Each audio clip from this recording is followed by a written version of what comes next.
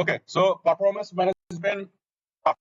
ম্যানেজমেন্টের ভিতরে যে যদি কার কোনো কোশ্চেন আছে ভাই, কোশ্চেন না থাকলে আমি স্টার্ট করে দিতে পারি, মানে চ্যাপ্টার 2 তে, ক্লাস 3 চ্যাপ্টার 2। না, কোনো কোশ্চেন নেই, আপনি ক্যারি অন করতে পারেন। ওকে, thank you.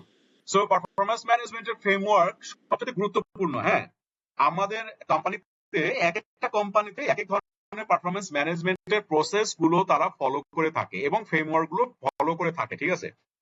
But BSc, KPI institute এবং ব্যালেন্স স্কোর কার্ডের মেথড অনুযায়ী পারফরমেন্স ম্যানেজমেন্ট ফ্রেমওয়ার্কের মধ্যে যে প্রসেস আছে, এই প্রসেসটা হচ্ছে সাধারণত 5টা প্রসেসে হয়ে থাকে। এর বাইরে আর কিচ্ছু নাই ভাই। যদি কোনো ব্যক্তি এর বাইরে কিছু বলে থাকেন, সেটা হবে হচ্ছে তার বানানো একটা থিওরি, ঠিক আছে, অথবা তার বানানো একটা মতামত, অথবা থাকতে পারে না যে অ্যাডিশন ডিডাকশন থাকতে পারে কোম্পানির কালচার অনুযায়ী। আবারও বলি ভাই, আমরা যে প্র্যাকটিসটা করব এবং যে প্র্যাকটিসটা করতে যাচ্ছি, যা শিখছি, এরা কিন্তু স্ট্যান্ডার্ড ল্যাঙ্গুয়েজ, ঠিক আছে। সো আপনারা যে কোম্পানিতেই আছেন না কেন, আমরা যা শিখাবো সেটা আপনার কোম্পানিতে যখন ইমপ্লিমেন্ট করতে যাবেন, অথবা আপনার ব্যক্তিগত জীবনে যখন ইমপ্লিমেন্ট করতে যাবেন, অথবা আপনার পারিবারিক জীবন, আপনার বাচ্চা কাচ্চার জন্য যখন আপনি ইমপ্লিমেন্ট করতে যাবেন কেপিআইটা, ঠিক আছে, তখন কিন্তু আপনার পারিবারিক যে কালচার, সেই কালচারকে অ্যাডাপ্ট করে নিতে হবে, আপনার সোসাইটির কালচারকে অ্যাডাপ্ট করতে হবে, এবং আপনি যে কোম্পানিতে ইমপ্লিমেন্ট করতে যাবেন সেই কোম্পানির কালচার, নর্মস এবং ভ্যালুজ এর উপর ডিপেন্ড করে আপনারা এই পারফরমেন্স ম্যানেজমেন্টটা কাস্টমাইজ করে নেবেন ভাই, ঠিক আছে।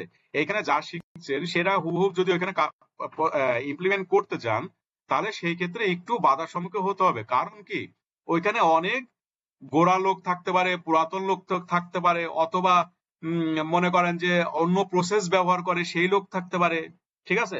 সো এই জিনিসটা ইমপ্লিমেন্ট করতে পারবেন শুধুমাত্র আপনার ওই কোম্পানির কালচারের উপর ডিপেন্ড করে, ভ্যালুজের উপর ডিপেন্ড করে, এবং ওই কোম্পানির ভিশনের উপর ডিপেন্ড করে, ঠিক আছে। সো পারফরমেন্স প্ল্যানিং ফার্স্টেই, পারফরমেন্স ম্যানেজমেন্টের প্রসেস হচ্ছে কি, ফার্স্টে হচ্ছে পারফরমেন্স প্ল্যানিং। প্ল্যানিং এর মধ্যে থাকে যেটা রেজাল্ট, বিহেভিয়ার এবং ডেভেলপমেন্ট। পারফরমেন্স প্ল্যানিং এর মধ্যে থাকে কি, যে পারফরমেন্স প্ল্যানিংটা কি, পারফরমেন্স প্ল্যানিং হচ্ছে যে আপনি যখন গোল সেটিং করবেন ভাই, ঠিক আছে, গোল সেটিং করবেন। গোল সেটিং কি, আপনার ফার্স্টে এটা বলে আসছি, গোল সেটিংটা কি, গোল সেটিং হচ্ছে আপনার অর্গানাইজেশনের একটা গোল থাকবে, অথবা একটা স্ট্র্যাটেজি থাকবে। স্ট্র্যাটেজি হতে পারে 3 ইয়ার্স, হতে পারে 5 ইয়ার্স, হতে পারে 7 ইয়ার্স, হতে পারে 10 ইয়ার্স, ঠিক আছে। যেমন ইতালিতে অথবা জাপানে বলেন, অথবা বিভিন্ন দেশের এদের স্ট্র্যাটেজি কিন্তু 100 বছর স্ট্র্যাটেজি, ঠিক আছে, যে 100 বছর পর আমার দেশটা কোথায় গিয়ে দাঁড়াবে, অথবা ইকোনমিতে কতটুকু আমি ইম্প্যাক্ট আনতে পারবো, সেই জিনিসগুলো কিন্তু কে জয়েন করলো,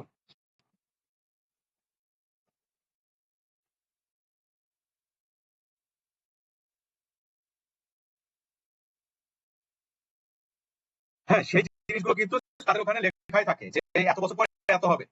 সো আপনার কোম্পানিতে যদি একটা গোল থাকে যে আপনি 5 বছর পরে আপনি বেঞ্চমার্ক করতে চান, আপনি মার্কেটে পজিশনিং নিতে চান, আপনি পেনিট্রেশন করতে চান, আপনার যে টপ লাইন যেটা আছে, টপ লাইন এবং বটম লাইন যেটা আছে, টপ লাইন আপনি 30% ইনক্রিজ করতে চান, আপনি বটম লাইন 20% ইনক্রিজ করতে চান, সেই ক্ষেত্রে আপনাকে ওই যে গোল সেট করেছে ওই গোলের সাথে অ্যালাইন করে আপনার ডাউন দ্য লাইনে ক্যাসকেডিং করতে হবে, সেটাকেই বলা হচ্ছে গোল সেটিং। ওই গোল সেটিং যেটা করে দিলেন আপনি, আপনার অবজেক্টিভ, কেপিআই এবং যে টার্গেটটা দিয়ে দিলেন, সেটার এগেইনস্টে যে রেজাল্ট আসছে, সেই রেজাল্টটার কথাই এখানে বলা হয়েছে। রেজাল্ট এবং রেজাল্টের সাথে আরেকটা ব্যাপার আছে, সেটা হচ্ছে বিহেভিয়ার ফ্যাক্টর। অর্থাৎ আপনি যে ওই রেজাল্টটা ফিল আপ করার জন্য যে বিহেভিয়ারটা শো করতে হয়, এই শোটা হচ্ছে কিনা, ঠিক আছে। আর একটা হচ্ছে কি ডেভেলপমেন্ট। ডেভেলপমেন্টের ক্ষেত্রেই নেটওয়ার্ক প্লাস, আচ্ছা, ওকে, আরেকটা হচ্ছে কি ডেভেলপমেন্ট ভাই। যদি আপনার রেজাল্টের ক্ষেত্রে এবং বিহেভিয়ারের ক্ষেত্রে আপনার যদি কোনো জায়গাতে কমতি থাকে, তাহলে সেক্ষেত্রে তাকে ডেভেলপমেন্ট দিতে হবে। কোন কোন কোম্পানি আইডিপি করে, কোন কোন কোম্পানি এমডিপি করে, হ্যাঁ, এবং কোন কোন কোম্পানি আরেকটা প্রসেস আছে সেটাকে এলডিপি বলে, সেই প্রসেসটা আমি এখানে আনতেছি না, ঠিক আছে, মানে লিডারশিপ ডেভেলপমেন্ট প্রোগ্রাম বলে এটাকে। সো পারফরমেন্স প্ল্যানিং এর মধ্যে এই 3টা পোর্শন চলে যায়, এবং পারফরমেন্স এক্সিকিউশনের মধ্যে আসছে কি, কমিটমেন্ট ভাই, এক্সিকিউশন। আমরা সবাই রিট্রিটের নাম শুনেছি, রিট্রিট, রিট্রিট, রিট্রিট মানে হচ্ছে আপনার ওয়াদাবদ্ধ হওয়া। হ্যাঁ, আপনি বছরের শুরুতে অথবা 3 মাসের আগে যখন আমাদের কোম্পানিগুলোতে আমরা কি করতাম, একটা এগুলো বাস্তব উদাহরণ দিই। ধরেন আমাদের বছর শেষ, আমাদের ফিসক্যাল ইয়ার ছিল। সো আমাদের ফিসক্যাল ইয়ারে আমাদের যখন জুনে 30-এ শেষ হয়ে যাবে, তখন আমরা মার্চ মাসে প্রত্যেকটা ডিপার্টমেন্ট হেডের সাথে মানে প্রসেসের সাথে বসতাম, ঠিক আছে? তখন প্রসেসের সাথে বসতাম কিভাবে জিনিসটা বলি। ধরেন আমার সিমেন্ট ইন্ডাস্ট্রি ছিল, ঠিক আছে, আকিস সিমেন্টে ছিল। আকিস সিমেন্ট অথবা আকিস শিপিং এর সাথে, ধরেন আমি উদাহরণ দিচ্ছি আকিস শিপিং সিমেন্টের কথাই। আকিস সিমেন্টে যখন আমরা বসতাম, তখন তাদেরকে একটা বড় একটা এক্সিকিউশনের জন্য তাদেরকে একটা কমিটমেন্ট দিতাম যে ঠিক আছে ভাই, আপনারা সবাই আসেন। তখন আকিস সিমেন্টের প্রোডাকশন হেড আসতো, সাপ্লাই চেইন হেড আসতো, প্রকিউরমেন্ট হেড আসতো, এইচআর হেড হিসাবে আমি ওইখানে অ্যাটেন্ড করতাম। তারপরে হচ্ছে ফাইন্যান্সের হেড আসতো, ফাইন্যান্সের সেকেন্ড ম্যান আসতো, ফাইন্যান্সের বিপি আসতো। ফাইন্যান্স বিপি হয়তো বা নাম শুনেছেন কিনা যায় না, এইচআর বিপি নাম শুনতে পারেন, বাট ফাইন্যান্স বিপি কি নাম শুনেছেন? ফাইন্যান্স বিপি মানে এইচআর বিপির মতো সেম কাজগুলো করে, ঠিক আছে? এসসিএম বিপি, হ্যাঁ, এটা ওই জায়গাতে ইমপ্লিমেন্ট করেছিলাম, এটা আমার থ্রুতে হয়েছিল আর কি। সো এই ফাইন্যান্স বিপি আসতো, তারপরে এসসিএম বিপি আসতো, আপনার হচ্ছে ওইখানে মার্কেটিং বিপি আসতো, মার্কেটিং হেড আসতো, ঠিক আছে? এবং ওই সিমেন্টের সিইও যিনি ছিলেন, ওই সিমেন্টের সিইও উনি এখানে অ্যাটেন্ড করতেন, ঠিক আছে? এই অ্যাটেন্ড করার পর টোটাল প্রসেসের সাথে আমরা কমিটমেন্ট নিতাম যে আপনার গত বছরে এত করার কথা ছিল, এত করতে পেরেছেন, আপনার মধ্যে গ্যাপ এত। সো কি কি করলে, তখন আমরা কি করতাম, তখন আমরা কিছু টুলস টেকনিক ব্যবহার করতাম। তখন আমরা সোয়াট করতাম, পেস্টাল করতাম, ক্লোজ অ্যানালাইসিস করতাম, ম্যাক্সি মিনি মিনিম্যাক্সি করতাম, তারপর 2x2 ম্যাট্রিক্স করতাম, ওশান ব্লু ওশান অ্যানালাইসিস করতাম, আপনার হচ্ছে ভ্রি অ্যানালাইসিস করতাম, রিসোর্স এন্ড ক্যাপাবিলিটি অ্যানালাইসিস করতাম। আরেকটা অ্যানালাইসিস করতাম, সেটা খুবই গুরুত্বপূর্ণ ছিল, সেটা হচ্ছে আপনার অ্যানসপ ম্যাট্রিক্স অথবা বিসিজি ম্যাট্রিক্স করতাম। সচরাচর আমরা বিসিজি ম্যাট্রিক্সটাই করতাম, ঠিক আছে, যে ওই বিজনেসটা কোন জায়গাতে ওই বিসিজি ম্যাট্রিক্সের কোন পোর্শনটাতে পড়ছে, ঠিক আছে? এবং এটা করার পরে আমরা যখন প্রত্যেকটা ব্যক্তিকে কেপিআই সেট করে দিতাম, সেট করে দেওয়ার আগে বিজনেসের কেপিআইটা আগে সেট করতাম। বিজনেসের কেপিআই সেট করে দেওয়ার পরে আমরা তখন কক্সবাজার অথবা সিলেটের অথবা যে কোনো জায়গায় আমরা ট্যুর করতাম, সবাই মিলে। এই যতদিন ছিলাম প্রত্যেককে আমরা ট্যুর করতাম। ট্যুর করার পরে 3 দিনের ট্যুরে 2 দিন আমরা শুধু প্রেজেন্টেশন দিতাম যে আমরা এই এই কাজ করতে চাই। কারণ স্ট্র্যাটেজি কিন্তু খুবই একটা রিগোরাস একটা ওয়ার্ক, যেখানে ব্রেন স্টর্মিং লাগে হচ্ছে, মানে আপনার ব্রেনটাকে অলওয়েজ, মানে যে 12 ঘন্টা 14 ঘন্টা থাকবেন, এই 12-14 ঘন্টা আপনার ব্রেনটাকে অলওয়েজ মানে শার্পের মধ্যে রাখতে হয়, ঠিক আছে? সো এই যে জিনিসটা, এই জিনিসটা করার সময় ওইখানে আমরা গিয়ে একটা কমিটমেন্ট দিতাম, রিট্রিটকে মানে একটা কমিটমেন্ট দিতাম যে ঠিক আছে, আপনি যে 3,000 কোটি টাকা চেয়েছেন এই বছরে, 3,000 কোটি টাকা আমরা দিতে রাজি এবং আমরা এটাতে ওয়াদাবদ্ধ হলাম, ঠিক আছে? এটাকে বলা হচ্ছে কমিটমেন্ট।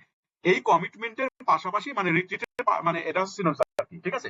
সো কমিটমেন্ট আপনি করে ফেলেন। এর পরবর্তী সময়ে আপনি প্রতি মাসে, প্রতি কোয়ার্টারে অথবা প্রতি আপনার হচ্ছে হাফ ইয়ারলি অথবা 3 নম্বর কোয়ার্টারে গিয়ে আপনি কতটুকু কি করতে পারলেন, সেটা প্রতি মাসে অথবা কোয়ার্টারলি অথবা 2 মাস পর অথবা 15 দিন পর পর তাদেরকে একটা ফিডব্যাক দেওয়া হতো। ভাই আপনি তো এই জায়গাতে ছিলেন, আপনি 3,000 কোটি টাকার করার কথা ছিল, মানে 1 বছরে, তার মানে কত হচ্ছে ভাই? প্রায় ধরেন 2.5 কোটি টাকা করে। সো আড়াই মানে 250 করে। এই 250 জায়গায় কি আপনি ফিল আপ করতে পেরেছেন? যখন হতো দেখাচ্ছে 250 হতো না, 200 হতো অথবা 180 হতো, তখন আমরা তাদেরকে নক দিতাম, ভাই আপনি তো করতে পারছেন না, তার মানে আপনার গ্যাপ কোথায়? আপনার কি পিপলের প্রবলেম? আপনার কি ট্রেনিং লাগবে? আপনার কি পিপল শর্টেজ আছে? আপনি কি জব রোটেশন করতে পারছেন না? আপনার কি জব এনহান্সমেন্টের প্রবলেম আছে? তখন আমরা তাদেরকে ফিডব্যাক দিতাম অ্যাজ এ এইচআর হিসাবে। বাট অনেক কোম্পানিতে কিন্তু এই কালচার নেই ভাই। অনেক কোম্পানিতে আছে বিজনেস যেটা বলে অথবা বিজনেস যেটা করতে চায়, এইচআর সেটা শুধু ফ্যাসিলিয়েট করে। বাট এইচআর এর রাইট নাই যে কেন বিজনেসটা খারাপ হচ্ছে অথবা এই জায়গাতে কি কি আরো ডেভেলপমেন্ট আনা যায়, সেই জায়গাটা কিন্তু এইচআর এর কিন্তু দক্ষতা, সক্ষমতা এবং তাদেরকে এম্পাওয়ারমেন্টের কিন্তু কিছুটা ঘাটতি আছে, হ্যাঁ? তো সেই ক্ষেত্রে আমরা কি করতাম, আমরা তাদের কাছে গিয়ে সিওর সাথে বসে এবং বিভিন্ন আরএম এর সাথে বসে তাদের অথবা আরএম মানে আরেকটা বোঝাচ্ছি রিজনাল সেলস ম্যানেজার, একটা বোঝাচ্ছি রিওয়ার্ড কি রেভিনিউ ম্যানেজার, ঠিক আছে? রেভিনিউ ম্যানেজার মানে হচ্ছে যে কোম্পানি যিনি রেভিনিউ এনশিওর করেন, তার সাথে বসে এবং ফাইন্যান্সিয়ালের সাথে সিএফ এর সাথে বসে আমরা একটা ফিডব্যাক নিতাম এবং কমিউনিকেশন উইথ সুপারভাইজার, ঠিক আছে? এবং আমরা যাই করতাম না কেন এই পারফরমেন্সের এই টোটাল প্রসেসটাকে অ্যাকোমোডেট করার জন্য এবং এটাকে অ্যাচিভ করার জন্য আমরা সুপারভাইজারের সাথে কমিউনিকেশন করতাম। যেমন অনেকগুলো লেয়ার থাকে, যদি আপনারা হায়ারার্কি হয়ে থাকেন, মানে ট্রেডিশনাল অর্গানাইজেশন থাকে, তাহলে আপনারা টল স্ট্রাকচার ব্যবহার করেন, ঠিক আছে? আর আমরা ব্যবহার করতাম সাধারণত আকিজে আমরা ব্যবহার করতাম ফ্ল্যাট স্ট্রাকচার, ঠিক আছে। সো ওই জায়গাতেও কিন্তু আমাদের মানে আমাদের ডেজিগনেশন ছিল খুবই ছোট, মানে অল্প কয়টা ছিল, ঠিক আছে। সো এই ফ্ল্যাট স্ট্রাকচারে এই জন্য সুপারভাইজার ছিল, মানে একের সাথে অনেকগুলো এমপ্লয়ি মিলে একটা সুপারভাইজার হতো, যার কারণে এদেরকে কমিউনিকেট করার জন্য তো অনেক ফ্রিকুয়েন্টলি, ঠিক আছে। এবং আপনি যে যেটুকু যা করছেন সেটার উপরে এই পারফরমেন্স ডেটাকে আপনার অ্যাকুমুলেট করতে হয়। পারফরমেন্স ডেটাকে আপনি অ্যাকুমুলেট করতে পারবেন দুইটা উপায়ে, ঠিক আছে। আজকে এই শব্দটা হয়তো শুনতে একটু খারাপ লাগতে পারে। পারফরমেন্স ডেটা সাধারণত আমরা দুটা ওয়েতে করে থাকি, একটা হচ্ছে অটোমেশনের থ্রুতে আর একটা হচ্ছে এক্সেলের থ্রুতে। এখন আমার প্রশ্ন হচ্ছে, যে সমস্ত কোম্পানিগুলোতে সফটওয়্যারও ব্যবহার হয় আবার এক্সেলও ব্যবহার হচ্ছে, তাহলে কি আমরা কি ডুয়েল রোল প্লে করছি নাকি কোম্পানির ভালো দিকটা দেখছি? আবারও বলি, কোম্পানিগুলোতে ডেটা কালেক্ট করা হয় দুই উপায়ে, একটা হচ্ছে ম্যানুয়াল মানে এক্সেলের থ্রুতে, আর একটা হচ্ছে অটোমেশনের থ্রুতে। তাহলে যদি আমার সফটওয়্যার ব্যবহার হয়ে থাকে, আমরা আবার বলছি কি বড় জোর গলা, মানে বড় গলা মানে গলা জোর করে বলছি, আমরা ব্যবহার করি ইআরপি। আমরা ব্যবহার করি কি ইআরপি ব্যবহার করি। যখন কোনো ফ্রেন্ডস এর সাথে দেখা হয়, কোনো কলিগের সাথে দেখা হয়, এই ভাইয়া আপনাদের কোন কোম্পানির সফটওয়্যার, কোন সফটওয়্যার ইউজ করেন? ভাই আমরা ইআরপি ব্যবহার করি। ও আচ্ছা আচ্ছা তাই। তাহলে ভাই আপনাদের এই প্রসেসটা কি টোটালি অটোমেশন? আপনার এই প্রসেসটা কি টোটালি ডায়নামিক? আপনার এই ডাটাটা কি টোটালি এপিআই কানেক্ট হয়ে আসে? না ভাই আমরা এক্সেলে কানেক্ট করি। ও আচ্ছা ঠিক আছে, বুঝতে পেরেছি। তার মানে কি দেখেন, আমরা একজন এমপ্লয়ি, আমরা নিজের স্বার্থটা কতটুকু দেখি এবং নিজেকে কমফোর্ট জোনে রাখার জন্য আমরা কিন্তু উৎপেত ভাবে বসে থাকি। মালিকের পক্ষটা অথবা কোম্পানির পক্ষটা আমরা কখনোই এই চোখে দেখতে চাই না, ঠিক আছে। আপনারা তারা দেখেন আলহামদুলিল্লাহ। কারণ কি, যদি পারফরমেন্স ম্যানেজমেন্টের মধ্যে যদি আপনার ডেটা যদি, অথবা পারফরমেন্স ম্যানেজমেন্ট বলবো না, যে কোনো কোম্পানির যে কোনো ডেটা যদি ইআরপি থাকে, enterprise resource planning, resource planning, enterprise resource planning, এই শব্দটা দেখেন বলা হচ্ছে, বাট আমরা কোনো রিসোর্সের প্ল্যান করি না। না আছে আমাদের কোনো প্ল্যানিং, না আছে আমাদের কোনো ওই প্ল্যান অনুযায়ী এক্সিকিউশন। আমরা সারাদিন অ্যাডহক বেসিস কাজ করি, সারাদিন ফায়ার ফাইটিং করি। একটা কাজ করতেছি, বস সুপারভাইজার আবার মাথার গোড়ায় 10টা কাজ দিয়ে গেল। টেবিলে খাতা বই রাখতে রাখতে রাখতে রাখতে একেবারে পাহাড় সমান হয়ে গেছে। No 5S, no kaizen, no execution. So আমরা কি ডুয়েল রোল প্লে করছি? আমি এটা কোম্পানির স্বার্থে কথাটা বললাম। সো আমরা যদি ডুয়েল, আমাদের যদি আমরা হয় পারফরমেন্স ডেটা ব্যবহার করবো আমরা এক্সেল থেকে, আর না হয় আমরা ব্যবহার করবো কি কোথা থেকে, আর না হয় আমরা ব্যবহার করবো আপনার ইআরপি থেকে, যেটা এপিআই কানেক্ট করে নিয়ে আসে। আর একটা হচ্ছে ভাই কি রিভিউ করা, ঠিক আছে। সো আপনি কমিটমেন্ট করলেন, আপনার সুপারভাইজার ফিডব্যাক দিচ্ছে, আপনার সুপারভাইজারের সাথে কমিউনিকেট করছি, আমরা পারফরমেন্স ডেটা কালেক্ট করছি এবং সেটাকে রিভিউ করছি, ঠিক আছে। এবং পারফরমেন্স রিভিউ সবচাইতে গুরুত্বপূর্ণ ভাই। পারফরমেন্স রিভিউ এর সময় আমরা অবশ্যই অবশ্যই ওই ব্যক্তিটাকে একেবারে 120টা বায়াস ফ্রি ভাবে তাকে পারফরমেন্স অ্যাপ্রাইজালের যে মিটিংটা হচ্ছে সেই মিটিংটাতে আমরা তাকে একটা ফিডব্যাক দেব। এবং এই ফিডব্যাকটা দেওয়ার জন্য আমরা কি অ্যাক্টিভ লিসেনার, আমরা কি কান দিয়ে শুনি না হৃদয় দিয়ে শুনি? এই জিনিসটা ভাই আয়াজ এর সুপারভাইজার হিসাবে আপনারা একটু মাথায় রেখেন। যারা আজকে আমরা সিনিয়র রোলে আছি, ঠিক আছে, আমি না মানে আপনারা যারা সিনিয়র রোলে আছেন, আপনাদেরকে এই জিনিসটা মাথায় রাখতে হবে ভাই। আপনাদের কথা হার্ট দিয়ে শুনতে হবে, ঠিক আছে, হৃদয় দিয়ে শুনতে হবে, কান দিয়ে শুনলে হবে না। পারফরমেন্স অ্যাপ্রাইজালের রিভিউ মিটিং এর সময়, মানে পারফরমেন্স রিভিউ এর সময়, কারণ আপনি যাকে রিভিউ করতে আসবেন এই রিভিউ এর সময় কিন্তু ওই লোকটা আপনার ওই যে সুপারভাইজি মানে আপনার টিমে জানি আছেন, উনি কিন্তু আপনাকে 100টা কথা শোনাবে, খারাপ খারাপ কথা শোনাবে, ভালো কথা শোনাবে, রাগের কথা বলবে, ক্ষোভের কথা বলবে। আধা ঘন্টা তার কথা শুনুন ভাই। কথা শোনার পরে এরপরে আপনি তার স্টেটমেন্টটা তো হাতে নিয়েছেন অবশ্যই, তার 1 বছরের অথবা 6 মাস অথবা 3 মাস অথবা 2 মাস 1 মাস তার স্টেটমেন্ট হাতে আছে না? তার কোন কোন জায়গায় কেপিআই খারাপ করছে, কোন কোন জায়গায় করতে পারেনি, কোন কোন জায়গায় খুব ভালো করেছে, সেই জিনিসটা, যেই সমস্ত জায়গাগুলো তার কথাবার্তা শেষ হয়ে যাওয়ার পরে পারফরমেন্স রিভিউ মিটিং এর সময় ভাই এই জিনিসটা মাথায় রাখেন এবং লিখে রাখতে পারেন। পারফরমেন্স রিভিউ এর সময় যে জায়গাতে সবচাইতে ভালো করছে তার আধা ঘন্টা কথাটা শোনার পরে তাকে আপনি একটা ফিডব্যাক দিন যে ও আনিস সাহেব, আপনি তো আপনার কেপিআই ছিল 10টা, এর ভেতরে 6টা কেপিআই তে আপনি মাশাআল্লাহ আউটস্ট্যান্ডিং পারফরমেন্স করেছেন। মার্শাল্লাহ, এটার জন্য কিন্তু কোম্পানির টপ লাইন এবং বটম লাইনে বড় একটা ইম্প্যাক্ট পড়েছে। তো আপনি কাইন্ডলি একটু বলবেন কি এই পারফরমেন্সে যে 6টাতে আউটস্ট্যান্ডিং পারফরমেন্স করলেন, এটাতে আপনি কিভাবে করলেন একটু এক্সপ্লেন করবেন? ঠিক আছে, তার আগে কিন্তু আধা ঘন্টা দেখেন আপনাকে কিন্তু ঝেড়ে নিয়েছে আপনার আপনার জুনিয়র। ঠিক আছে, এরপর যখন আপনি এই যে ফিডব্যাকটা দিচ্ছেন, দেখেন এটাকে বলা হয় স্যান্ডউইচ ফিডব্যাক। এই ফিডব্যাকের সময় আপনি টোটাল প্রসেসটা আপনি করে নিতে পারবেন, এটা আমি শিখাবো। ঠিক আছে, কেপিআর পরবর্তীতে শিখাবো আমি কিভাবে আপনারা সুপারভাইজার যারা আছেন 4টা ক্যাপ্টেন, এই ক্যাপ্টেন কিভাবে আপনার টিমকে আপনি ফিডব্যাক দেবেন। ঠিক আছে, এবং আরেকটা কি, আরেকটা হচ্ছে, ও সরি, এক্সিকিউশনের পরে হচ্ছে পারফরমেন্স অ্যাসেসমেন্ট। অ্যাসেসমেন্ট আমি এটা মিস করে গেছি। পারফরমেন্স অ্যাসেসমেন্ট সাধারণত হয়ে থাকে 360 ডিগ্রিতে অ্যাসেসমেন্ট করতে পারেন, অথবা 180 ডিগ্রিতে অ্যাসেসমেন্ট করতে পারেন, অথবা 270তে আপনি অ্যাসেসমেন্ট করতে পারেন। 360তে যে অ্যাসেসমেন্ট কি, সেটা হতে পারে আপনি করলেন, আপনার বস করলো, আপনার কলিজ করলো এবং আপনার কাস্টমার করলো। ঠিক আছে, আর 180 কি, আমি এখানে শুধু 180 নিয়ে এসেছি কারণ বাংলাদেশে সাধারণত 360 ডিগ্রি ইভ্যালুয়েশন খুব কম হয়। হ্যাঁ, দুই একটা কোম্পানিতে আমার দেখা, এছাড়া আমি আমার দেখা মানে পড়িনি যে 360 ডিগ্রি ইভ্যালুয়েশন করে। 360 ডিগ্রি ইভ্যালুয়েশনটা এটা একটা রিগোরাস ওয়ার্ক। ঠিক আছে, এবং যে সমস্ত কোম্পানিগুলোতে 360 ডিগ্রি ইভ্যালুয়েশন করে থাকে সেগুলোতে কিন্তু সাধারণত সেলফ অ্যাসেসমেন্ট, সুপারভাইজার অ্যাসেসমেন্ট এবং পিয়ার্স কলিগ গুলো করে থাকেন। বাট এটার সাথে যে আমার যে ইন্টার কানেক্টেড যে কাস্টমার মানে আমি বোঝাচ্ছি ইন্টারনাল কাস্টমার হতে পারে, এক্সটার্নাল কাস্টমার হতে পারে। ইন্টারনাল কাস্টমার কি, আমার ফাইন্যান্স টিম হতে পারে, মার্কেটিং টিম হতে পারে, এসসিএম টিম হতে পারে, অথবা সেলস টিম হতে পারে, আপনার প্রোডাকশন টিম হতে পারে, মেইনটেনেন্স ডিপার্টমেন্ট হতে পারে, কিউসি ডিপার্টমেন্ট। ঠিক আছে, এই সব পাওয়ার প্ল্যান্ট ডিপার্টমেন্ট, এই সমস্ত ডিপার্টমেন্ট গুলো কিন্তু আমার কাস্টমার। সো তাদের থেকে কিন্তু আমার একটা ফিডব্যাক নেওয়া সবচেয়ে জরুরি যে অ্যাকচুয়ালি আমি কি করলাম। ঠিক আছে, সো এখানে পারফরমেন্স অ্যাসেসমেন্ট করবেন, তারপর পারফরমেন্স রিভিউ, এটা বলেই আসছে। আর এইটার এগেইনস্টে আপনাকে অবশ্যই ভাই রিওয়ার্ড দিতেই হবে ভাই। ঠিক আছে, রিওয়ার্ডের সাথে আপনার কোনো ধরনের সমঝোতা নেই। ঠিক আছে, সো এটার সাথে দেওয়ার পরে পারফরমেন্স মিটিং করলেন, করার পরে আপনি একটা রিওয়ার্ডিং করলেন, রিওয়ার্ডিং অথবা রিকগনিশন দিয়ে দিলেন স্যান্ডউইচ ফিডব্যাক দিয়ে। এরপরে 5 নম্বর যে প্রসেসটা সেটা হচ্ছে রিনুয়াল করলেন। ঠিক আছে, এবং রিকন্ট্রাক্টিং করলেন। রিনুয়াল কি, রিনুয়ালটা আবার ওই যে পরের বছরে গিয়ে আবার ওই সেম প্রসেসে, আবার তার পরের বছরে গিয়ে আবার সেম প্রসেসে, আবার তার পরের বছরে গিয়ে পরের বছরে আবার সেম প্রসেসে। বাট এই যে আমি প্রতি বছরে একটা বছরকে আগাচ্ছি ভাই, একজন কি বলবেন তাহলে আমার যে 25 সাল আসলো, 25 সালে মার্চ মাসে যখন আমি কেপিআই করতে বসবো, তখন আমি কোন বছরের পারফরমেন্স ম্যানেজমেন্ট করব,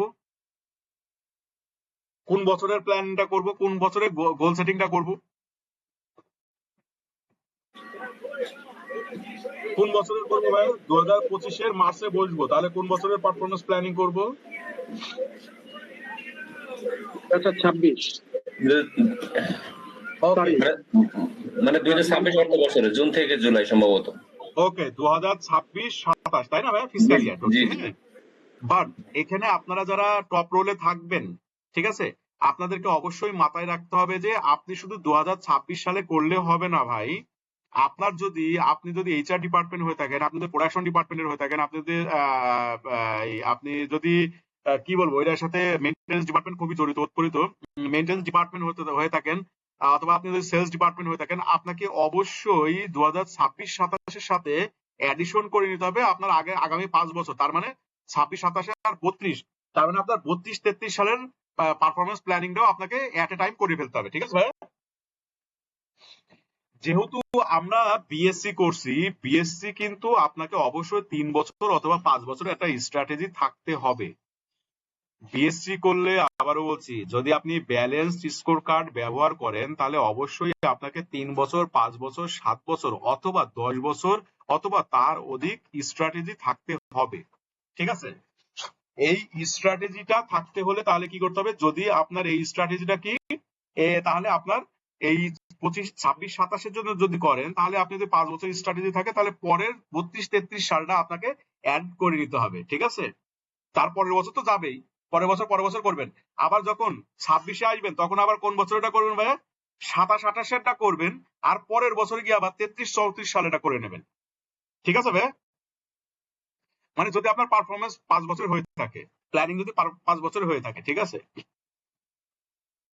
সো আমরা একটা জিনিস দেখি, পারফরমেন্স ম্যানেজমেন্টটা সাধারণত হয় হচ্ছে কত বছর বললাম, 3 বছর, 5 বছর, 7 বছর, 10 বছর অথবা তার অধিক ইয়ার হয়ে থাকে পারফরমেন্স ম্যানেজমেন্ট।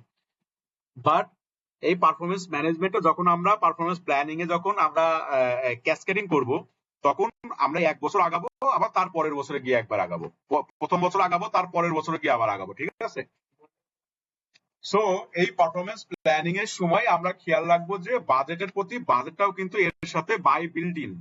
প্রথম ক্লাসে বলেছিলাম ভাই, পারফরমেন্স ম্যানেজমেন্ট অর্থাৎ যদি বিএসসি ব্যালেন্স স্কোর কার্ড ব্যবহার করেন, তাহলে আপনার বাজেটটা কিন্তু বাই বিল্ট ইন, ঠিক আছে? আর যদি শুধু পারফরমেন্স প্ল্যানিং করেন, আপনার পারফরমেন্স ম্যানেজমেন্ট নাই, শুধু প্ল্যানিং করেন, যদি কেআরএ করেন অথবা যদি আপনি এমবিও করেন, তাহলে আপনাকে কিন্তু প্রতি বছরে রোলিং বাজেট হবে, ঠিক আছে? মানে 1 বছর শেষ, পরের বছরে আবার আরেকটা বাজেট হয়ে যাচ্ছে, আবার তার পরের বছর শেষ, মালিক আবার তার পরের বছর যা চাচ্ছে সেটার উপরে আবার আরেকটা বাজেট হয়ে যাচ্ছে, ঠিক আছে? সো আমরা দেখেন গ্লোবালি ইউজ হচ্ছে কি, গ্লোবাল মানে ব্যালেন্স স্কোর কার্ড গ্লোবালি ব্যবহার হচ্ছে কি, দেখেন বেঞ্চমার্কিং আমরা সাধারণত গ্লোবালি ব্যবহার হচ্ছে 76% এবং স্যাটিসফ্যাকশন 3.82, এবং স্ট্র্যাটেজিক প্ল্যানিং এটা সবচেয়ে স্যাটিসফ্যাকশন রেটটা খুব সবচেয়ে ভালো 4.01, এবং আমাদের যেটা আমরা নিয়ে কথা বলছি ব্যালেন্স স্কোর কার্ড, সেটা হচ্ছে 53% গ্লোবালি ব্যবহার হচ্ছে, বাট এটা স্যাটিসফ্যাকশন স্কোর হচ্ছে 3.79, ঠিক আছে? আর কাস্টমার সেগমেন্টেশন আছে, তারপরে বিপিএম আছে। বিপিএমটা হচ্ছে সবচাইতে গুরুত্বপূর্ণ, এবং যে সমস্ত কোম্পানিগুলো তার বিএসসি করে ফেলেছে সেই সমস্ত কোম্পানিগুলো তো বিপিএমটা কিন্তু খুবই জরুরি। হ্যাঁ, বিপিএম বলতে আমি বলতে বোঝাচ্ছি যে বিজনেস প্রসেস ম্যানেজমেন্ট, এবং এখানে দেওয়া আছে যে বিজনেস প্রসেস রিইঞ্জিনিয়ারিং, যে আপনি যে বিজনেসটা করবেন সেটাকে আপনি রিইঞ্জিনিয়ারিং করে আপনি কোন কোন কোন প্রতিষ্ঠানগুলো আপনি আপনার কোম্পানিতে আপনি কোন কোন জায়গাগুলোতে আপনি হরাইজন্টাল এক্সপেনশন করবেন অথবা ভার্টিক্যাল এক্সপেনশন করবেন, নাকি ফরওয়ার্ড লিঙ্কেজ এক্সপেনশন করবেন, নাকি ব্যাকওয়ার্ড লিঙ্কেজ এক্সপেনশন করবেন, সেটা ডিপেন্ড করছে আপনার ওই স্ট্র্যাটেজিক প্ল্যানিং এর উপর, ঠিক আছে? এবং কিছু কিছু কোম্পানি দেখেন কোর কম্পিটেন্সি গুলো ব্যবহার করে থাকে 48% এবং 3.82 এর হচ্ছে স্কোর আছে। আর যদি আপনি পারফরমেন্স ম্যানেজমেন্ট ব্যবহার করে থাকেন, এই পারফরমেন্স ম্যানেজমেন্টের মধ্যে কিন্তু দেখেন কি কি আছে, বিএসসি এর মধ্যে কি কি আছে। সাধারণত বিএসসি যখন করতে হয় তখন তার mission core value score competency করতে হয়, সেটাকে আপনার হচ্ছে আবার বিএসসি প্রসেসকে অপটিমাইজ করার জন্য আপনার বিপিএম করতে হয়, ঠিক আছে? বিজনেস প্রসেস ম্যানেজমেন্ট ছাড়া পারফরমেন্স ম্যানেজমেন্ট আসলে সাকসেস হয় না, কারণ এখানে ভিসিএ ব্যবহার করতে হয়। হ্যাঁ, ভ্যালু চেইন অ্যানালাইসিস, আমরা হয়তোবা সবাই পোটার সাহেবের ওই ম্যাপটাই দেখছি, ফিশের মতো মুখটা, বাট এটা কিভাবে করতে হয় সেটা কিন্তু একটা বড় একটা প্রসেস এবং একটা বড় একটা ওয়ার্কশপ করতে হয়, ঠিক আছে? এবং অনেক রিগোরাস একটা কাজ করতে হয়। সো মার্জার এন্ড অ্যাকুইজিশন এবং core competency BPM, customer segmentation. আরেকটা ইম্পর্টেন্ট হচ্ছে এখানে সিআরএম। সিআরএমটাও দেখেন 63% ব্যবহার করে, কিন্তু এর রেশিও হচ্ছে 3.83%, ঠিক আছে? সিআরএমটা অনেক গুরুত্বপূর্ণ। এটা যদি কোনো কোম্পানি চাই যে আমার ফুল এইচআর ফুল আপনার মার্কেটিং এবং সেলস প্রসেসটাকে আপনার একটা অ্যালাইনমেন্টে একটা ছাতা নিচে আনতে চাই, তাহলে সেই ক্ষেত্রে আপনার সিআরএমটা ব্যবহার করতে পারে। সিআরএমটা কিন্তু খুবই ভালো একটা টুলস, এবং এটা মনিটরিং ফলো আপ এটার জন্য সবচেয়ে বেস্ট একটা সফটওয়্যার, ঠিক আছে? এবং এই প্রসেস এটা। সো আমরা দেখি বিএসসি ইউজেসটা কি। বিএসসি এর মধ্যে আমরা বলেছিলাম যে দুইটা পোর্শন আছে, ব্যালেন্স স্কোর সরি পারফরমেন্স ম্যানেজমেন্টের মধ্যে দুইটা পোর্শন আছে। এই দুইটা পোর্শনের মধ্যে বলা হয় হচ্ছে, একটাকে বলা হচ্ছে স্ট্র্যাটেজিক পার্ট, একটাকে বলা হচ্ছে স্ট্র্যাটেজি পার্ট। সো স্ট্র্যাটেজিক যে পার্টটা সেটার মধ্যে থাকে হচ্ছে মিশন, ভিশন, কোর ভ্যালুজ আর core competency.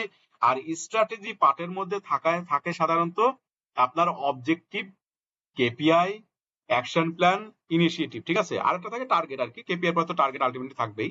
Objective, KPI, target, initiative, ঠিক আছে? সো কেউ মানে জয়েন করলো এই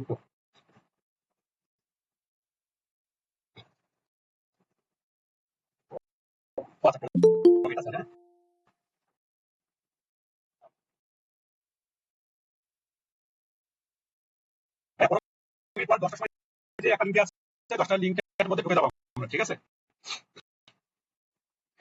সো এখানে আমরা কি বলছি, তাহলে আমাদের একটা অবজেক্টিভ সেট করতে হবে, এবং এই অবজেক্টিভস এর এগেইনস্টে কেপিআই থাকতে হবে, এবং সেই কেপিআইটা অ্যাচিভ করার জন্য সেটাকে একটা ইনিশিয়েটিভ নিতে হবে, ঠিক আছে?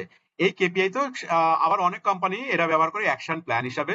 অবজেক্টিভের এগেইনস্টে কেপিআই থাকে, কেপিআই এর এগেইনস্টে আবার অ্যাকশন প্ল্যান থাকে, ঠিক আছে? আর এই অ্যাকশন প্ল্যানটা এবং ইনিশিয়েটিভটা সাধারণত হয়ে থাকে দুই ধরনের, একটা হচ্ছে স্ট্র্যাটেজিক ইনিশিয়েটিভ আর একটা হচ্ছে শুধু ইনিশিয়েটিভ। ইনিশিয়েটিভ কি, যেটার স্টার্ট ডেট আছে এন্ড ডেট নাই। স্ট্র্যাটেজিক ইনিশিয়েটিভের সেম প্রসেস, এই প্রসেসটার মধ্যে যেটা স্টার্ট ডেট আছে বাট এন্ড ডেট নাই, ঠিক আছে। আর যেটাকে প্রজেক্ট বলা হয়, এই আমরা সব আলোচনা করবো এটার পরে। আর প্রজেক্ট যেটা মানে এটা ঘুরিয়ে আচ্ছা, ফেলতে এখানে না যে পারি আমরা। কেপিআইটা ক্যালকুলেশন কিভাবে করে একটা এক্সাম্পল হ্যাঁ দিয়ে যদি ভাই, বোঝাতেন যে সব সব জি, হবে ভাই, আমি মাত্র তো থিওরিতে যাচ্ছি। হ্যাঁ ওই আপনাদের আচ্ছা গ্রুপ আচ্ছা করে আচ্ছা দিয়েছি না, গ্রুপ করে দিয়েছি, আমরা তো প্র্যাকটিক্যাল করাবো। আমি প্র্যাকটিক্যাল বলে মোটামুটি আচ্ছা সব কিছু ফর্মেট সহ ক্যালকুলেশন সহ সব আমি দিয়ে দেবো, ঠিক আছে। ওকে ওকে হ্যাঁ ওকে। সো আমাদের এখানে যে অবজেক্টিভস এর এগেইনস্টে কেপিআই থাকতে পারে এবং সেটার এগেইনস্টে ইনিশিয়েটিভ থাকতে পারে। ইনিশিয়েটিভ আমি বলেছিলাম দুই ধরনের, লিখে রাখতে পারেন ভাই। ইনিশিয়েটিভ দুই ধরনের, একটা হচ্ছে শুধু ইনিশিয়েটিভ, একটা হচ্ছে স্ট্র্যাটেজিক ইনিশিয়েটিভ। স্ট্র্যাটেজিক ইনিশিয়েটিভ, এই স্ট্র্যাটেজিক ইনিশিয়েটিভ গুলো কি ভাই, যে আমি ধরে নিচ্ছি যে অমুক একটা ফ্যাক্টরি করব, ঠিক আছে। ম্যানেজমেন্ট এম কম থেকে বলা হলো যে এই বছরে একটা দুইটা ইমার্জেন্সি স্টাডি নেন তো, গত বছরে তো স্টাডি নিয়েছিলেন বাট এই দুইটা স্টাডি বাদ পড়ে গিয়েছে, এই দুইটা স্টাডি নেন তো। তো বলা হলো স্যার তাহলে কি স্টাডি নেবেন, এমডির কথা শুনে তখন বললো যে অমুক দুইটা স্টাডি নেন, দেন আমি এই কোম্পানি খুলতে চাই আর এই দেশে আমি পেনিট্রেট করতে চাই, ঠিক আছে।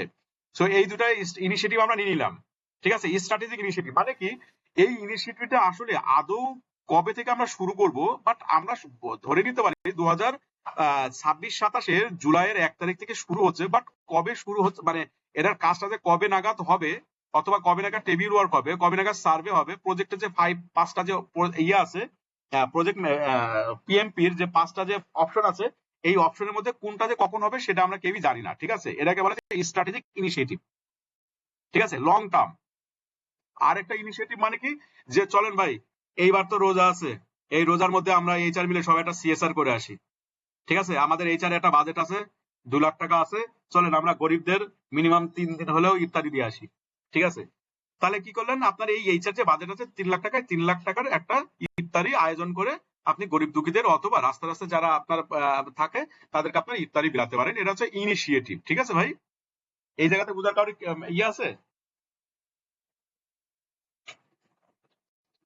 ওকে, সো পারফরম্যান্স ম্যানেজমেন্ট ফ্রেমওয়ার্ক কনসেপ্টটা কি আমরা আসলে বুঝি। পারফরম্যান্স ম্যানেজমেন্ট ফ্রেমওয়ার্কের কনসেপ্টটা হচ্ছে এইভাবে যে আপনাকে ফার্স্টে কি করতে হবে, আর্কিটেকচার ডেভেলপ করতে হবে। আর্কিটেকচারটা কি, আপনার পারফরম্যান্স কালচার নিয়ে আসতে হবে এবং সেখানে লার্নিং কালচার থাকতে হবে। Performance culture, learning culture, performance culture, learning culture. আপনি পারফরমেন্স করতে চাইলে আপনাকে লার্নিং করতেই হবে। আপনি লার্নিং না করতে পারলে আপনি তাকে প্রোভাইড করতে পারবেন না লার্নিং।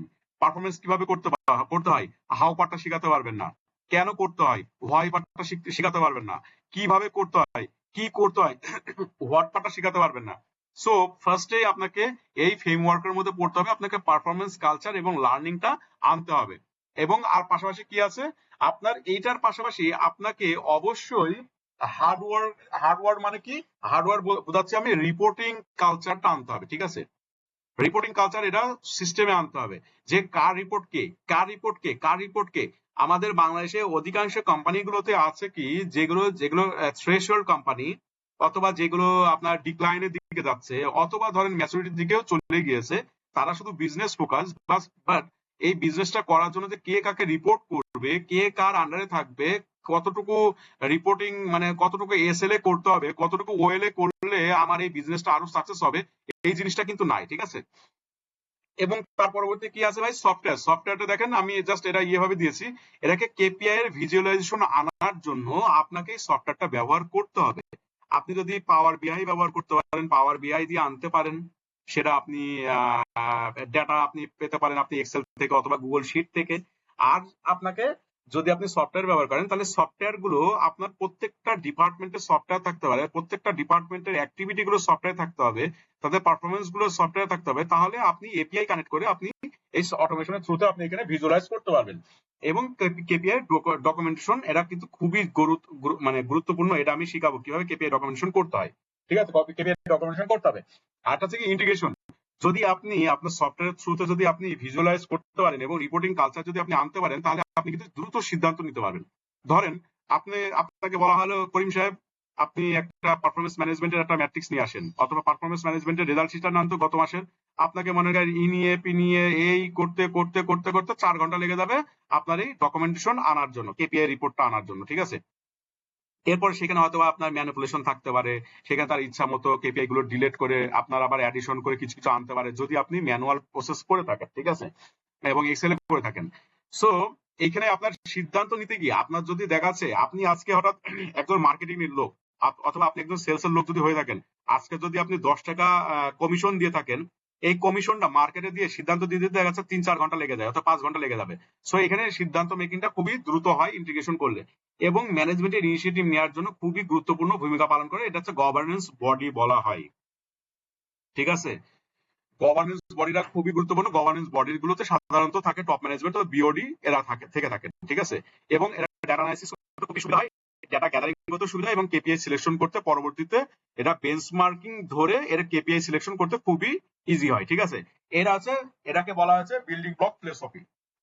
পারফরমেন্স ম্যানেজমেন্টের বিএসসির ব্যালেন্সড স্কোর কার্ড লিখে রাখেন ভাই, ব্যালেন্সড স্কোর কার্ডের ফিলোসফি, বিল্ডিং ব্লক ফিলোসফির ফ্রেমওয়ার্ক হচ্ছে এইটা, ঠিক আছে। ওকে, সো আমরা যখন কেপিআই অথবা কেআরএ যেটাই আমরা করি না কেন, তখন আমরা যে অবজেক্টিভটা লিখছি সেই অবজেক্টিভটা, আচ্ছা আপনাকে আরেকটা জিনিসটাকে বলে রাখি আপনাদেরকে, যখন আমরা বিএসসি ব্যবহার করব, ব্যালেন্সড স্কোর কার্ড ব্যবহার করব, লিখে রাখেন আপনারা, তখন আমরা ব্যবহার করব অবজেক্টিভ। যখন ব্যালেন্সড স্কোর কার্ড ব্যবহার করব তখন আমরা ব্যবহার করব অবজেক্টিভ, ঠিক আছে।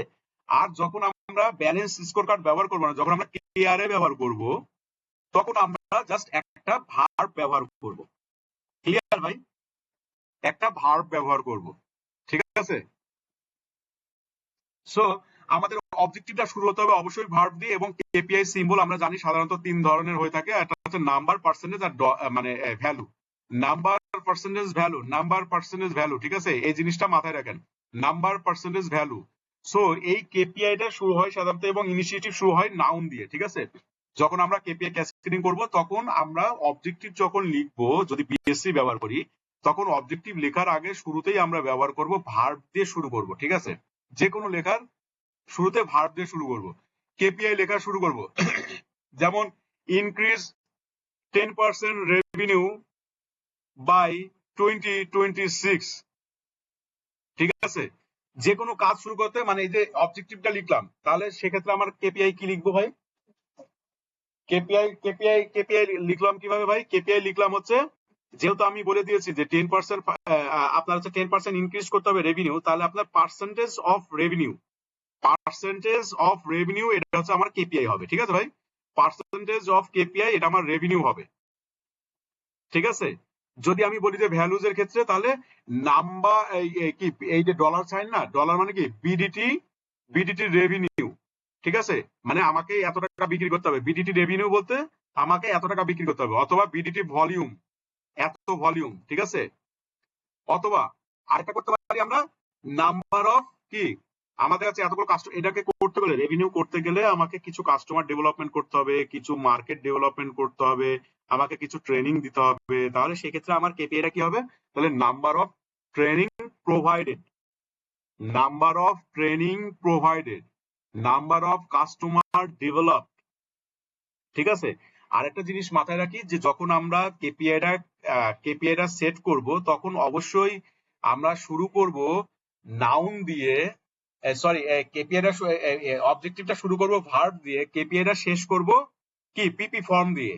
কেপিআইটা শুরু করব শেষ করব কি দিয়ে? পিপি ফর্ম দিয়ে, পাস্ট পার্টিসিপল, ঠিক আছে। বুঝতে পারছেন? নাম্বার অফ কাস্টমার ডেভেলপ, ঠিক আছে। Number of market penetrate, number of training hours provided, number of training hours received. এইভাবে আমরা কেপিআই গুলো লিখবো, এগুলো হচ্ছে স্ট্যান্ডার্ড ল্যাঙ্গুয়েজ। হ্যাঁ, সো একটা কেপিআই করতে গেলে, যদি আমরা একটা কেপিআই করতে যাই, তবে কিন্তু তার একটা কিছু রিস্ক ফ্যাক্টর থেকে থাকে। প্রত্যেকটা জিনিসের কিন্তু রিস্ক ফ্যাক্টর আছে। সো কেপিআই ক্যাসকেডিং এর সময় এবং কেপিআই করার সময় আমরা কেআরআইটাই আমরা অ্যাসেসমেন্ট করে নেবো, ঠিক আছে, যে প্রত্যেকটা কেপিআই এগেইনস্টে কি কি রিস্ক হতে পারে অথবা কি কি রিস্ক আছে। তাহলে যখন আপনি রিস্ক অ্যাসেসমেন্ট করে ফেলতে পারবেন, তখন কিন্তু আপনার ওই কেপিআই অ্যাচিভমেন্টের জন্য, ওই রিস্ককে মিটিগেট করার জন্য আপনি কিন্তু বিভিন্ন ধরনের অ্যাকশন প্ল্যান, বিভিন্ন ধরনের ইনিশিয়েটিভ গুলো নিতে পারবেন। ক্লিয়ার ভাই? সো কেপিআই লাইফ সাইকেল কি এস্টাবলিশ করলেন, ইউজ করলেন আর ইভ্যালুয়েশন করলেন, এই তিনটা KPI life cycle. KPI life cycle establish করলেন, ব্যবহার করবেন আর ইভ্যালুয়েশন করবেন। কেপিআই শেষ। কেপিআই কেপিআই শব্দটা আসছে সাধারণত কি পারফরমেন্স ইন্ডিকেটর। কি পারফরমেন্স ইন্ডিকেটর। সো কি in an area relevant to the evaluate entity activity. So আপনার যে আপনি যে এরিয়াতে আছেন সেই এরিয়ার একেবারে ইভ্যালুয়েট করা যায় এই ধরনের অ্যাক্টিভিটি। সে ফর এক্সাম্পল, এই কেপিআই শব্দটা আসছে সাধারণত ম্যাট্রন থেকে। ম্যাট্রন, ঠিক আছে, গ্রিক ওয়ার্ড ম্যাট্রন থেকে, তারপরে আসছে ম্যাট্রিক্স, ঠিক আছে, ম্যাট্রন থেকে আসছে ম্যাট্রিক্স। সো আমাদের পৃথিবীতে হাজারো রকম, হাজারো কোটি ধরনের ম্যাট্রিক্স আছে, ঠিক আছে। যেমন আমি যদি বলি যে এই ঘরটা কত ইঞ্চি, এটা কি মাপা যায়? মাপা যায়।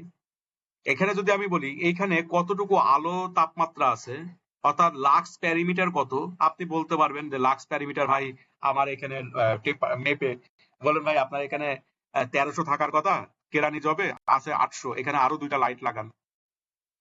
আমি যদি বলি যে আমি এত পার্সেন্ট খেয়েছি, আপনি কি এটা মাপতে পারবেন? অবশ্যই পারবেন। খাওয়ার আগে একবার ওজন মাপবেন, খাওয়ার পরে একবার ওজন মাপবেন, কতটুকু খেয়েছেন সেটা বের হয়ে আসবে। আমি যদি বলি আপনি কতটুকু খেয়েছেন, আপনি কি মাপতে পারবেন? অবশ্যই মাপতে পারবেন যে আপনি কি গলা পর্যন্ত খেলেন না পেটের এক অংশ খালি রেখে খেলেন, ঠিক আছে। সো এই যে জিনিসগুলো, এই যে ম্যাট্রন, এই ম্যাট্রন থেকে শব্দ আসলো ম্যাট্রিক্স। ম্যাট্রিক্সকে মাপা যায়, ম্যাট্রিক্সকে মাপা যায়, মাপা যায়, মাপা যায়, ঠিক আছে। সো এই ম্যাট্রিক্স থেকে আসলো কি, ম্যাট্রিক্স থেকে আসলো কি, ম্যাট্রিক্স থেকে আসলো কি, এই ইন্ডিকেটর আসছে, তারপরে পারফরমেন্স আসছে, ইন্ডিকেটর আসছে, কি পারফরমেন্স ইন্ডিকেটর অর্থাৎ কেপিআই, ঠিক আছে। অর্থাৎ প্রত্যেকটা ম্যাট্রিক্সই কিন্তু কেপিআই নয়, বাট প্রত্যেকটা কেপিআই কিন্তু ম্যাট্রিক্স। আবারও বলি, প্রতিটা ম্যাট্রিক্স কিন্তু, হাজারো কোটি ধরনের ম্যাট্রিক্স আছে, প্রতিটা ম্যাট্রিক্সই কিন্তু কেপিআই নয়, বাট প্রতিটা কেপিআই কিন্তু ম্যাট্রিক্স। কারণ কি, আমরা যে কাজগুলো করে থাকি এই কাজগুলোর মধ্যে অনেক ধরনের স্টেপ আছে, অনেক ধরনের টাস্ক আছে, অনেক ধরনের অ্যাক্টিভিটি আছে, অনেক ধরনের প্রসেস আছে, অনেক ধরনের সিস্টেম আছে। সো প্রতিটা স্টেপই হতে পারে ম্যাট্রিক্স, প্রতিটা টাস্ক হতে পারে ম্যাট্রিক্স, প্রতিটা অ্যাক্টিভিটি হতে পারে ম্যাট্রিক্স। সো আমাদের যে সমস্ত কোর যে ইভ্যালুয়েটেড যে জবগুলো, এই জবগুলো যখন আমরা, এই ম্যাট্রিক্স গুলো যখন আমরা হাবিব ভাই, একে ইভ্যালুয়েট করার জন্য, জি ভাই। আমরা নতুন লিঙ্কে ঢুকে যাই কেমন? ও টাইম শেষ। 1 মিনিট আছে তো। হ্যাঁ, 1 মিনিট আছে তো, পরে কথা কেটে গেলে বোঝা যাবে না। ও হ্যাঁ, তাহলে আমরা আর কয়দিন আছে দেখা যায় না।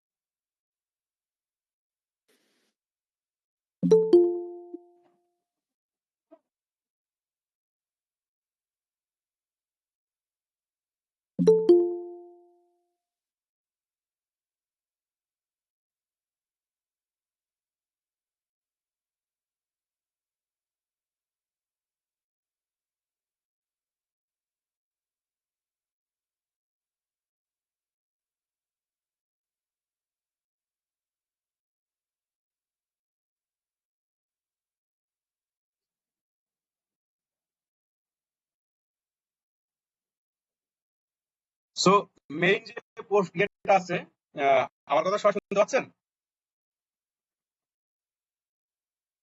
শুনতে পাচ্ছেন সবাই?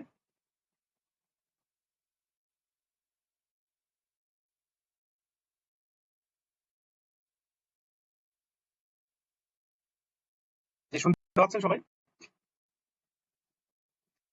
হ্যাঁ, শোনা যাচ্ছে। ওকে, সো আমাদের যেটা ইভ্যালুয়েটেড যে অ্যাক্টিভিটি গুলো আছে, শুধু সেই ইভ্যালুয়েটেড অ্যাক্টিভিটি গুলোই কিন্তু আমরা কেপিআই এর মধ্যে আনবো, ঠিক আছে? অনেক জায়গাতে হয় কি, দেখা যাচ্ছে কেপিআই সেট করতে বললে এক এক জনের কেপিআই করে দেয় 14টা 15টা 20টা 25টা। এমনও কিছু অর্গানাইজেশন আছে যে অর্গানাইজেশনের এক একটা এমপ্লয়ের কেপিআই 25টা পর্যন্ত আমি দেখেছি, হ্যাঁ। এবং শুধু তাই না, মানে একবারে জুনিয়র থেকে সিনিয়র পর্যন্ত তাদের কেপিআই স্কোর বোর্ডটা হচ্ছে 25টা। তার মানে, এবং কেপিআই এর সংখ্যা সর্বনিম্ন ওয়েট আমাদের স্ট্যান্ডার্ড ল্যাঙ্গুয়েজ হচ্ছে 5 দিতে হবে, সর্বনিম্ন 5, সর্বোচ্চ 25। বাট তাদের আমি দেখেছি যে 0.5, 1, 2 অথবা 1.5 এরকম স্কোর দেওয়া। সো আমরা অ্যাজ এ এইচআর প্রফেশনাল হিসাবে আমাদের প্রফেশনালিজম ধরে রাখার জন্য আমরা কিন্তু এই ধরনের কাজগুলো করব না, ঠিক আছে? একটা ব্যক্তির আমরা দেখবো যে কি কি ধরনের তার কোর যে অ্যাক্টিভিটি গুলো করছে, সেই কোর অ্যাক্টিভিটি করার জন্য আমরা কতটুকু তাকে মনিটরিং অথবা ফলো আপ করতে পারছি, সেটাকে আমরা টাস্ক ম্যানেজমেন্টের থ্রুতে আমরা আনতে পারি, ঠিক আছে? আর পারফরমেন্স কি, যে for the achievement of A desire level of result, এটাই হচ্ছে আপনার পারফরমেন্স। আপনাকে বলা হলো 10 কিলোমিটার আজকে দৌড়াবেন, আমার ডিজায়ার লেভেল এটা, ঠিক আছে? সো আপনি 8 কিলোমিটার দৌড়ালেন, অথবা 12 কিলোমিটার দৌড়ালেন, অথবা 10 কিলোমিটারে আপনি দৌড়াতে পেরেছেন। সো এটা কিন্তু আপনার একটা পারফরমেন্স, ঠিক আছে? আমরা কিন্তু আবার বলছি what we do and what we act is called a performance, ঠিক আছে? এবং ইন্ডিকেটর হচ্ছে এ মেজারেবল এক্সপ্রেশন, ঠিক আছে? ইন্ডিকেটর কি? এ মেজারেবল এক্সপ্রেশন। ধরে নেন আজকে আজকে আরেকজন জয়েন করলো, আচ্ছা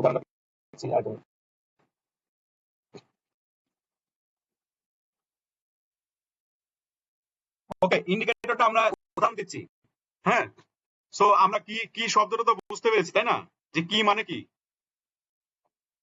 কি মানে কি, এটা কি কারোর বোঝার সমস্যা আছে? কি মানে কি?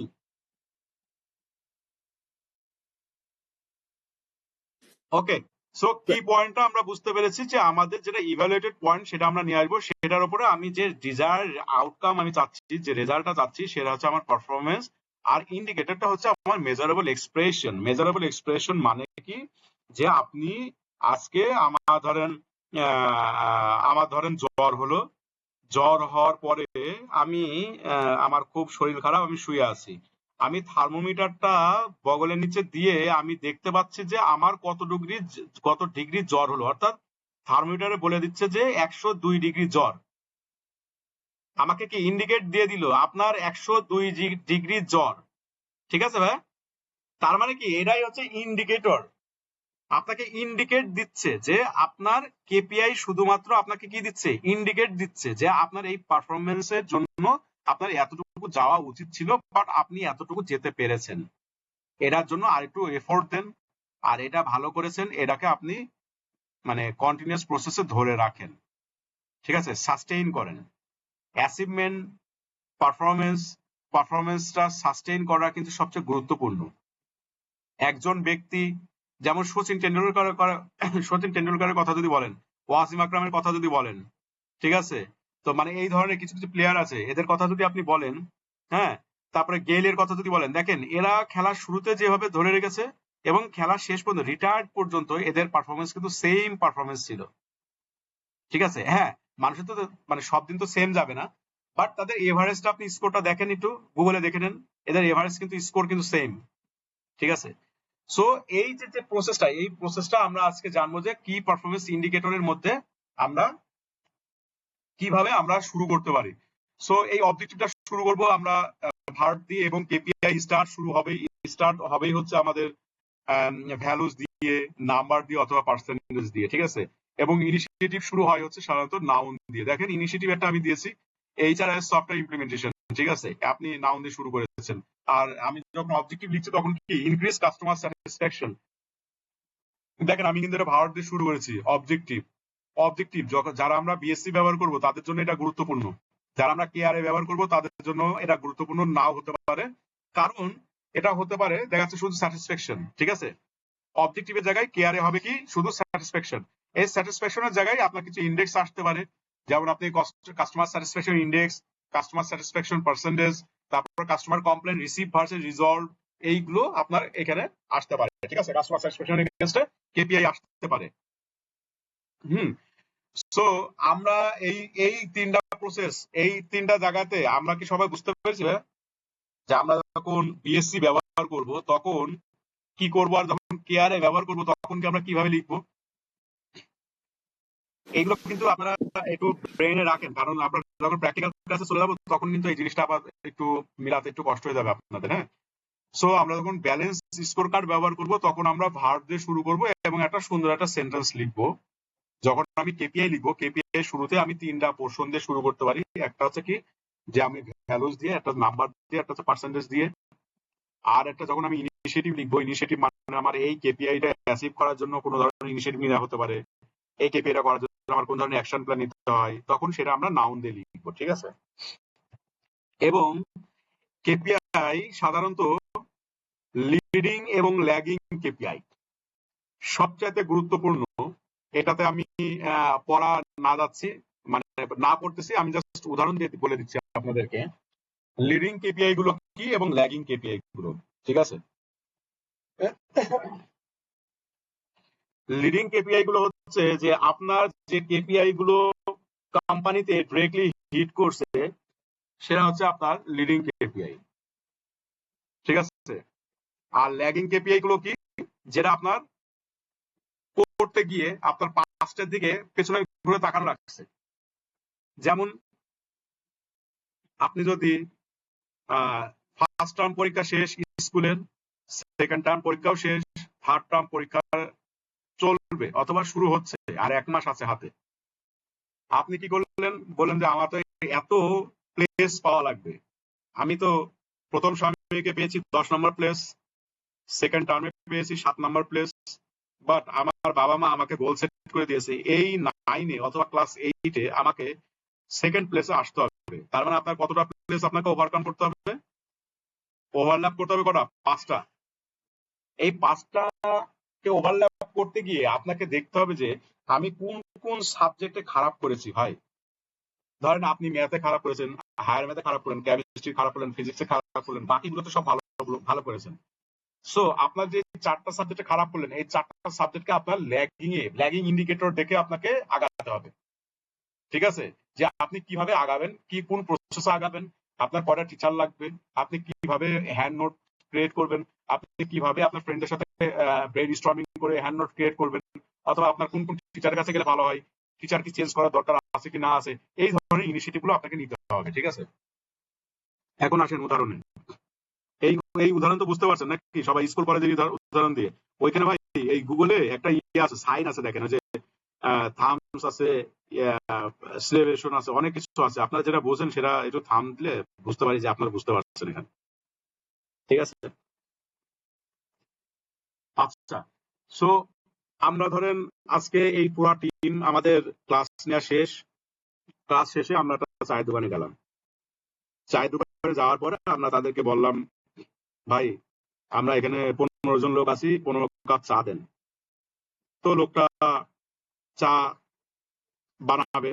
তো চা বানানোর জন্য সাধারণত কি কি উপকরণ লাগে, চা বানানোর জন্য চুলা লাগে, লাকড়ি লাগে, তারপরে পাতিল লাগে, এরপরে আপনার পানি লাগে,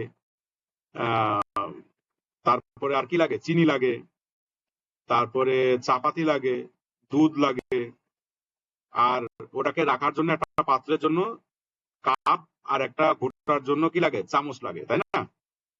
ওকে, আর আমাদেরকে যেহেতু আমরা 15 জন, আমাদেরকে সার্ভ করবে, সেক্ষেত্রে আপনার একটা ট্রে লাগছে।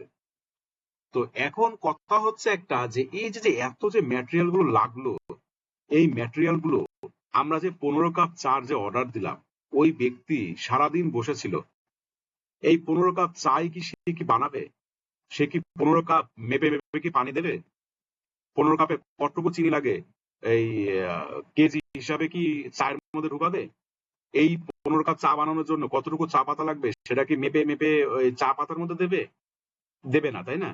এবং শুধু তার মধ্যে একটা জিনিস কি কনস্ট্যান্ট, যেটার কোনো চেঞ্জ নাই, সেটা কি একটা পাতিল, চুলা, লাকড়ি কম বেশি লাগতে পারে, 15টা কাপ আর একটা চামচ, এইগুলো কনস্ট্যান্ট, ঠিক আছে, নো চেঞ্জেবল, নট চেঞ্জেবল আর কি। সো আমরা ওইখানে গেলাম, দেখেন ওনার ওইখানে চা বানানোর সময়, ওনার ওইখানে যখন চা বানাচ্ছে তখন ওনার চা নাড়ছে টাড়ছে, এ করছে সে করছে, তখন কিন্তু উনি কিন্তু 20 কাপ চার পাতি দিয়েছে, 20 কাপ পানি দিয়েছে, অথবা বিভিন্ন ধরনের একটা এই চিনিও বেশি দিল, কম দিল, দুধ বেশি দিল, ঠিক আছে, সবই দিল। দেওয়ার পরে যে চাটা যে বানালো, চা বানানোর পরে 15 কাপ চাই কি হলো না বেশি কম হলো? সো এই যে 15 কাপ চা বানালো, এই 15 কাপ চার এগেনস্টে কিন্তু তার কিছু ওয়েস্টেজ হয়েছে, তার কিছু ডিফেক্ট বের হলো, এই 15 কাপ চা বানাতে থেকে তার কিছু লস বের হয়েছে, তাই না? এই হওয়ার পরে তখন আমাদেরকে 15 কাপের যখন সার্ভ করলো, সার্ভ করার পরে এখানে যারা চা প্রিয় তারা বলল, ভাই চাটার মধ্যে একটু মনে হয় আদা দিলে ভালো হতো, দুধ চা তাই কি, একটু আদা মেরে দেন না। ভাই চাটার মধ্যে একটু বেশি চিনি হয়ে গেছে, আরেকজন কমপ্লেন করলো। আরেকজন বললো, ভাই চাটা এত দারুণ হয়েছে, খুব মজা হয়েছে ভাই আপনার চা খেতে, আরেকদিন আসবো। আরেকজন বলে যে ভাই এর মধ্যে একটু শর্ট দিয়ে দেন, একটু ভালো লাগবে। ঠিক আছে, দেখেন এক এক জনের এক একটা স্যাটিসফ্যাকশন ইন্ডেক্স কিন্তু এক এক রকম, এক এক জনের স্যাটিসফ্যাকশন স্কোর কিন্তু এক এক রকম, এক এক জনের চাওয়া পাওয়া কিন্তু এক এক রকম। সো ডিমান্ড অনুযায়ী কিন্তু সে সাপ্লাই দিতে, মানে কাস্টমার স্যাটিসফ্যাকশন যেটুকু হওয়ার কথা ছিল সেটা কিন্তু হয়নি। সো ভালো কথা, সবার কমেন্ট টমেন্ট শুনে এবার হঠাৎ একজন মনে হলো যে ভাই আজকে চায়ের বিলটা আমি দিই। ঠিক আছে, ধরেন আমাদের মধ্যে এখানে যে সিনিয়র আছেন উনি চায়ের বিলটা দিয়ে দিলেন। দিয়ে দেওয়ার পরে দেখেন ওই চা লোকের, চা বিক্রেতার, ওই ভদ্রলোকের যে 15 কাপ চা অর্থাৎ 10 টাকা করে যদি হয়, 150 টাকা যে দিলেন আপনি, এই 150 টাকাই কি তার কি রেভিনিউ? এই 150 টাকাই কি তার প্রফিট? তার কি কিছু লস হয়নি? তার কি প্রোডাক্টের ওয়েস্টেজ হয়নি? তার কি প্রোডাক্টের ডিফেক্ট বের হয়নি? তার কি কাস্টমার স্যাটিসফ্যাকশন স্কোর কি কম হয়নি? হয়েছে। সো আমরা যখন এই কাস্টমার স্যাটিসফ্যাকশনটা ধরবো, এই কাস্টমার স্যাটিসফ্যাকশন, এই কাস্টমার এই কাস্টমার স্যাটিসফ্যাকশন, এই কাস্টমার কমপ্লেন যে করলেন, রিসিভ যে করলেন, যিনি যে আদা পাননি উনি যে আবার আদা নিলেন, একটু সর নিলেন, এই যে প্রসেসটা, অথবা তার ডিফেক্ট যেটুকু ছিল, এই ডিফেক্টটা তো সে কমাতে পারেনি, লসটাও কমাতে পারেনি, ওয়েস্টেজটুকু কমাতে পারেনি, বরঞ্চ সে একটু সতর্কতা, আপনি একজন আমাদের মধ্যে দেখা যাচ্ছে একজন ভদ্রলোক যিনি আছেন উনি হচ্ছে একটু সতর্ক, উনি বলে দিলেন, ভাই আপনি যেভাবে ঘোটেন পানি বাইরে পড়ে যায়, একটু আপনি কম করে ঘুটলে মানে পানিটা একটু কম থাকে, মানে কম না পড়ে। সো এই যে দেখেন এই টোটাল যে ব্যাকগ্রাউন্ডে যত কাজ করলো, এই সমস্ত কাজগুলো হচ্ছে ল্যাগিং কেপিআই। মেসেজ ক্লিয়ার ভাই? আর যে টাকাটা এক ভদ্রলোক তার হাতে উঠিয়ে দিলেন সেটা হচ্ছে তার ভাই লিডিং কেপিআই। মেসেজ ক্লিয়ার ভাই? অর্থাৎ আমরা যে টাকাটা দিলাম সেটা হচ্ছে লিডিং কেপিআই, সেই টাকা থেকে তার রেভিনিউ আসলো, সেই টাকা থেকে তার প্রফিট আসলো। 150 টাকা দিলাম, 150 টাকা থেকে তার কস্টিং ছিল 120 টাকা, 30 টাকা তার প্রফিট হলো। মেসেজ ক্লিয়ার ভাই? এই যে প্রফিট আর এই যে রেভিনিউ, এই প্রফিট রেভিনিউ এগুলো তার সব লিডিং কেপিআই। ঠিক আছে, সো আমরা একটা জিনিস চিন্তা করব যে লিডিং আর ল্যাগিং কি, সেটা আমরা একটা জিনিস ধরে নেব। আমি দুটো উদাহরণ দিয়েছি ভাই, এই দুইটা উদাহরণ দিয়ে আমরা ব্রেনকে ইয়ে করে নেব, প্রোগ্রামিং করে নেব, যে আমি যখন 3 সেমিস্টারে থেকে লাস্ট সেমিস্টার যখন 7 প্লেস থেকে যখন সেকেন্ড প্লেসে আসতে যাব, তখন আমার যে প্রসেস, আমার যে ব্যাকগ্রাউন্ডে যে যা খারাপ রেজাল্ট ছিল সেগুলো আমার ল্যাগিং, আর সামনের দিকে যে আগানোর জন্য যে কেপিআই গুলো নেব সেটা হচ্ছে আমার কি লিডিং কেপিআই। ঠিক আছে, আর চায়ের উদাহরণ যেটা দিলাম, এই চায়ের উদাহরণটা হচ্ছে আমরা যত কিছু যা করলাম সবগুলো ল্যাগিং, আর আমার রেভিনিউ যেটা করলো সেটা হচ্ছে আমার কি লিডিং আমার এটার জন্য। ঠিক আছে, তো দেখেন এরপরে আসি আমি কেপিআই এর যে ডিএনএ, প্রত্যেকটা জিনিসের কিন্তু একটা ডিএনএ আছে। ঠিক আছে, সো ডিএনএ কি? Time, cost, quality. কেপিআই তিনটা জিনিস নিয়ে গেম খেলে ভাই, টাইম, কস্ট, কোয়ালিটি। আপনি যদি অন টাইমে না দেন, আপনি যদি ইন টাইমে যদি ডেলিভারি না করতে পারেন, কাস্টমার স্যাটিসফ্যাকশন যদি না বাড়াতে পারেন, আপনার কাছে কেউ আসবে না। আপনি যদি অন টাইমে ডেলিভারি করতে না পারেন, আপনার কাছে কাস্টমার কেউ আসবে না। আপনি যদি চিপার না হতে পারেন, আপনার কাছে কেউ আসবে না। আপনি যদি বেটার না হতে পারেন, আপনার কাছে কেউ আসবে না। আপনি যদি ফাস্টার না হতে পারেন, আপনার কাছে কেউ আসবে না ভাই। ঠিক আছে, এর পরবর্তীতে সময়ে আপনি যদি বেটার, চিপার এবং ফাস্টার, বেটার, চিপার এবং ফাস্টার, বেটার, চিপার এবং ফাস্টার না হতে পারেন, তাহলে আপনার কাছে ভাই কেউ আসবে না, 100% শিওর। ঠিক আছে? এবং আরেকটা কি, সেটা হচ্ছে কোয়ান্টিটি। ঠিক আছে? সো কোয়ান্টিটিটা কি আসছে? কোয়ান্টিটি হচ্ছে ভলিউম এবং প্রোডাক্টিভিটি। ঠিক আছে? সো আপনি কস্ট নিয়ে খেললেন এবং টাইম কস্ট নিয়ে খেললেন। কস্টের মধ্যে জাস্ট উদাহরণ হিসাবে দিয়েছে বাজেট এবং টোটাল এক্সপেন্সটা আর টাইম কস্ট কোয়ালিটি। ঠিক আছে? মানে টিসিকিউ, টাইম কস্ট কোয়ালিটি। সো কস্টটা আমরা শুনলাম এবং টাইমনেসটার মধ্যে আপনি যদি কি হতে পারেন, যদি আপনি বেটার, চিপার এবং ফাস্টার না হন, তাহলে সেক্ষেত্রে আপনার কাছে আসবে না। অর্থাৎ ডিউরেশনটা এখানে সবচেয়ে ইম্পর্টেন্ট। আপনাকে বলা হলো আপনি একটা পিজা নিয়ে আসুন, পিজা আনলেন, গরম পিজা, দেখা যাচ্ছে আনতে আনতে আপনি এমন অবস্থা হয়ে গেল আপনি 3 ভাই ঘন্টা পর সাউন্ডটা আসবেন। ক্লিয়ার আসতেছে না, সাউন্ডটা ইকো হচ্ছে। কি হচ্ছে?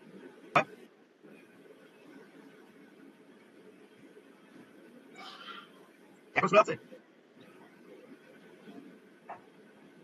হ্যালো, এখন শুনতে পাচ্ছেন? স্যার সাউন্ড ভেঙে ভেঙে আসতেছে।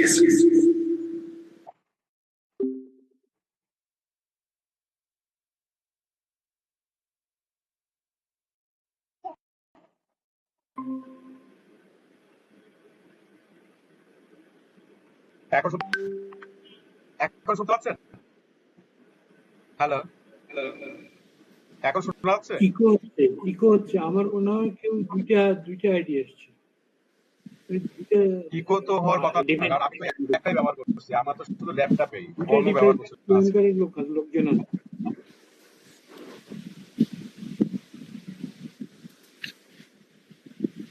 এখন এখন শোনা যাচ্ছে ভাই? আমরা সবাই তো আনমিউট থাকি। হ্যাঁ, আমি বলে হয়তো বা আমাদের ইয়েটা ইকোটা হবে না একটু। এই যে একজন পেয়েছি আনমিউট ছিল, এই নিউ, ওকে, কেন আনমিউট সামওয়ান। এটা হচ্ছে কি আসিফ আলমগীর ভাই, আপনারটা মনে হয় মিউট করা। হ্যাঁ, আমি মিউট করে দিয়েছি। যাদের মিউট নাই তারা মিউট করে দিন প্লিজ, তাহলে আমাদের সাউন্ডটা অনেক ক্লিয়ার বোঝা যাবে। হ্যাঁ হ্যাঁ এখন ক্লিয়ার পাওয়া যাচ্ছে ভাইয়া। হ্যাঁ হ্যাঁ, ঠিক আছে, থ্যাংক ইউ ভাই। আমি আবার শেয়ার দিচ্ছি আমার স্ক্রিনটা।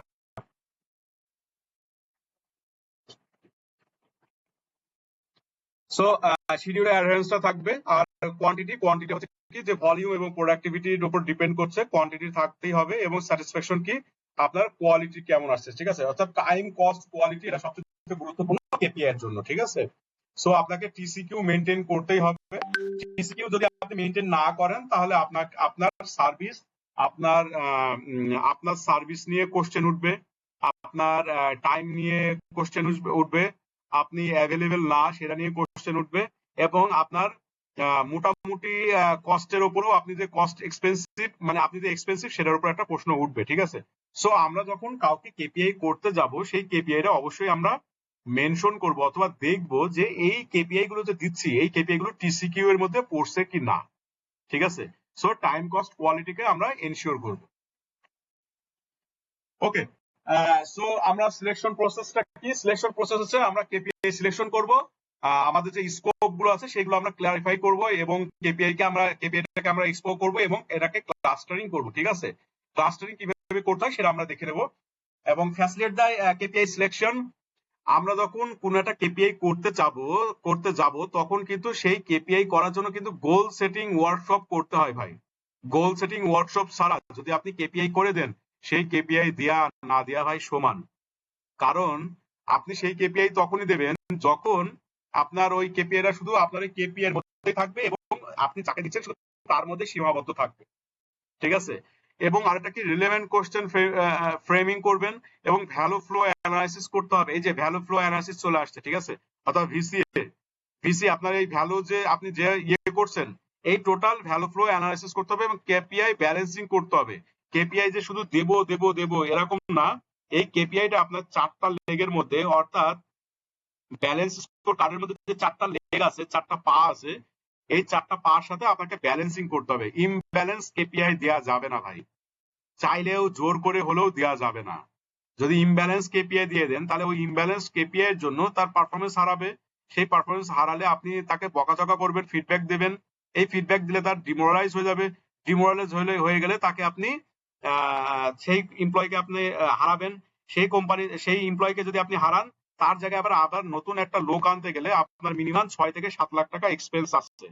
নতুন লোক এনে 6 মাস বসাবেন, তাকে বসিয়ে ট্রেনিং করাবেন, তাকে বসিয়ে আপনি জব রোল শেখাবেন, তাকে আপনি হায়ার করবেন, তাকে আপনি আপনার কালচার শেখাবেন, সব মিলিয়ে আপনার 6 লাখ টাকা এক্সপেন্স হয়। হ্যাঁ, এটা আমরা ক্যালকুলেশন করে দেখেছি, ঠিক আছে।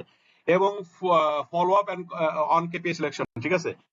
তারা যে কেপিআই গুলো নিচ্ছে সেই কেপিআই গুলো ফলো আপ করতে হবে কি ডকুমেন্টেশনের মাধ্যমে, ঠিক আছে। এবং আমরা জানি যে আইএসও স্ট্যান্ডার্ড সবচেয়ে ইম্পর্টেন্ট যে ফ্যাক্টরটা আছে সেটা হচ্ছে ডকুমেন্টেশনে আপনার অনেক স্ট্রং হতে হয় এবং পারফরমেন্স রিভিউ করতে হবে এবং পারফরমেন্স রিভিউর সাথে সাথে সেটা মিটিং কল করতে হবে, ঠিক আছে। ওকে, কেপিআইটা কিভাবে ক্যাসকেডিং করবেন? কেপিআইটা ক্যাসকেডিং যখন করবেন তখন আপনার সেম অবজেক্টিভ, ভাই এটা লিখে রাখতে পারেন, same objective same KPI, same objective different KPI, ঠিক আছে। Specific objective specific KPI. Clear message ভাই? যখন আমরা কেপিআই দেব তখন যদি আমরা ব্যালেন্স স্কোর কার্ড ব্যবহার করি তাহলে আমরা সেম অবজেক্টিভস এর এগেইনস্টে সেম কেপিআই দিতে পারি, তারপরে সেম অবজেক্টিভস এর এগেইনস্টে ডিফারেন্ট কেপিআই দিতে পারি এবং স্পেসিফিক কিছু কেপিআই এর এগেইনস্টে স্পেসিফিক কেপিআই আমরা দিতে পারি, ঠিক আছে। এবং একটা জিনিস আমরা লিখে রাখি যে একটা অবজেক্টিভস এর এগেইনস্টে এক বা একাধিক কেপিআই হয়ে থাকে, একটা অবজেক্টিভস এর এগেইনস্টে এক বা একাধিক কেপিআই হয়ে থাকে, বাট এক বা একাধিক কেপিআই এর এগেইনস্টে একটা কেপিআই এর এগেইনস্টে এক বা একাধিক অবজেক্টিভ হবে না। ভাই আমরা লিখি সবাই,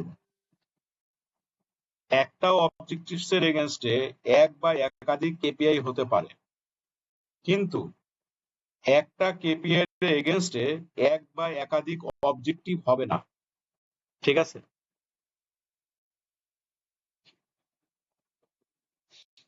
ওকে, এই ছবিটা স্পষ্ট না, এই ছবিটা অস্পষ্ট। কারণ অস্পষ্ট এই কারণে যে আমরা কেপিআই যখন করব তখন কেপিআই করতে গেলে আমার এটা ব্যালেন্স স্কোর কার্ডটা আমরা নিজে নিজে তৈরি করব, ঠিক আছে।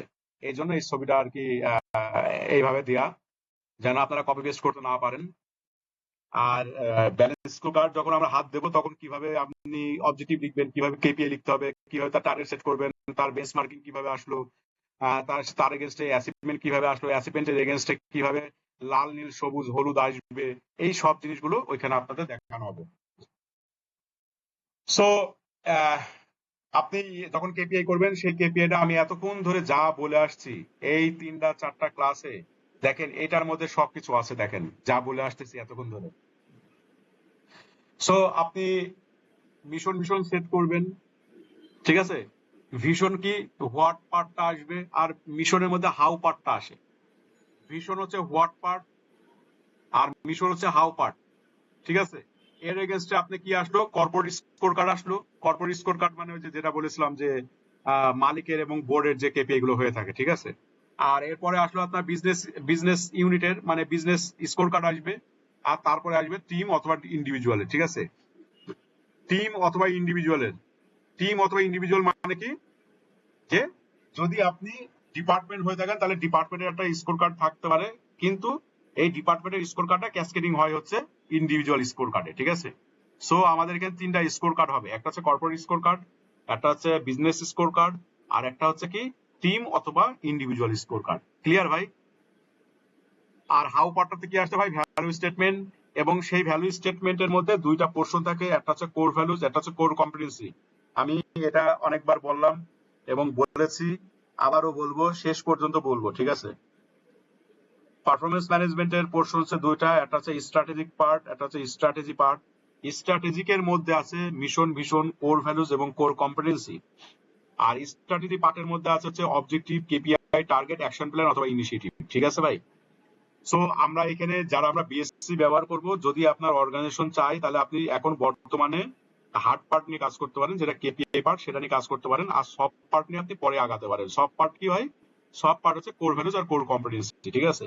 সো কোর ভ্যালুজ, আপনার প্রতিষ্ঠানে যদি কোর ভ্যালুজ থাকে, কোর ভ্যালুজে যদি আপনি লাইব্রেরি থাকে, সেটা যদি স্টেটমেন্ট থাকে, সেটা এগেইনস্টে যদি পজিটিভ এবং নেগেটিভ যদি অ্যাসপেক্ট গুলো থাকে, 5টা অথবা 10টা থাকে, সেটা নিয়ে আপনি অ্যাসেসমেন্ট করতে পারেন। আর কোর কম্পিটেন্সি কি? কোর কম্পিটেন্সির মধ্যে আপনার হচ্ছে 4টা কম্পিটেন্সি হয়।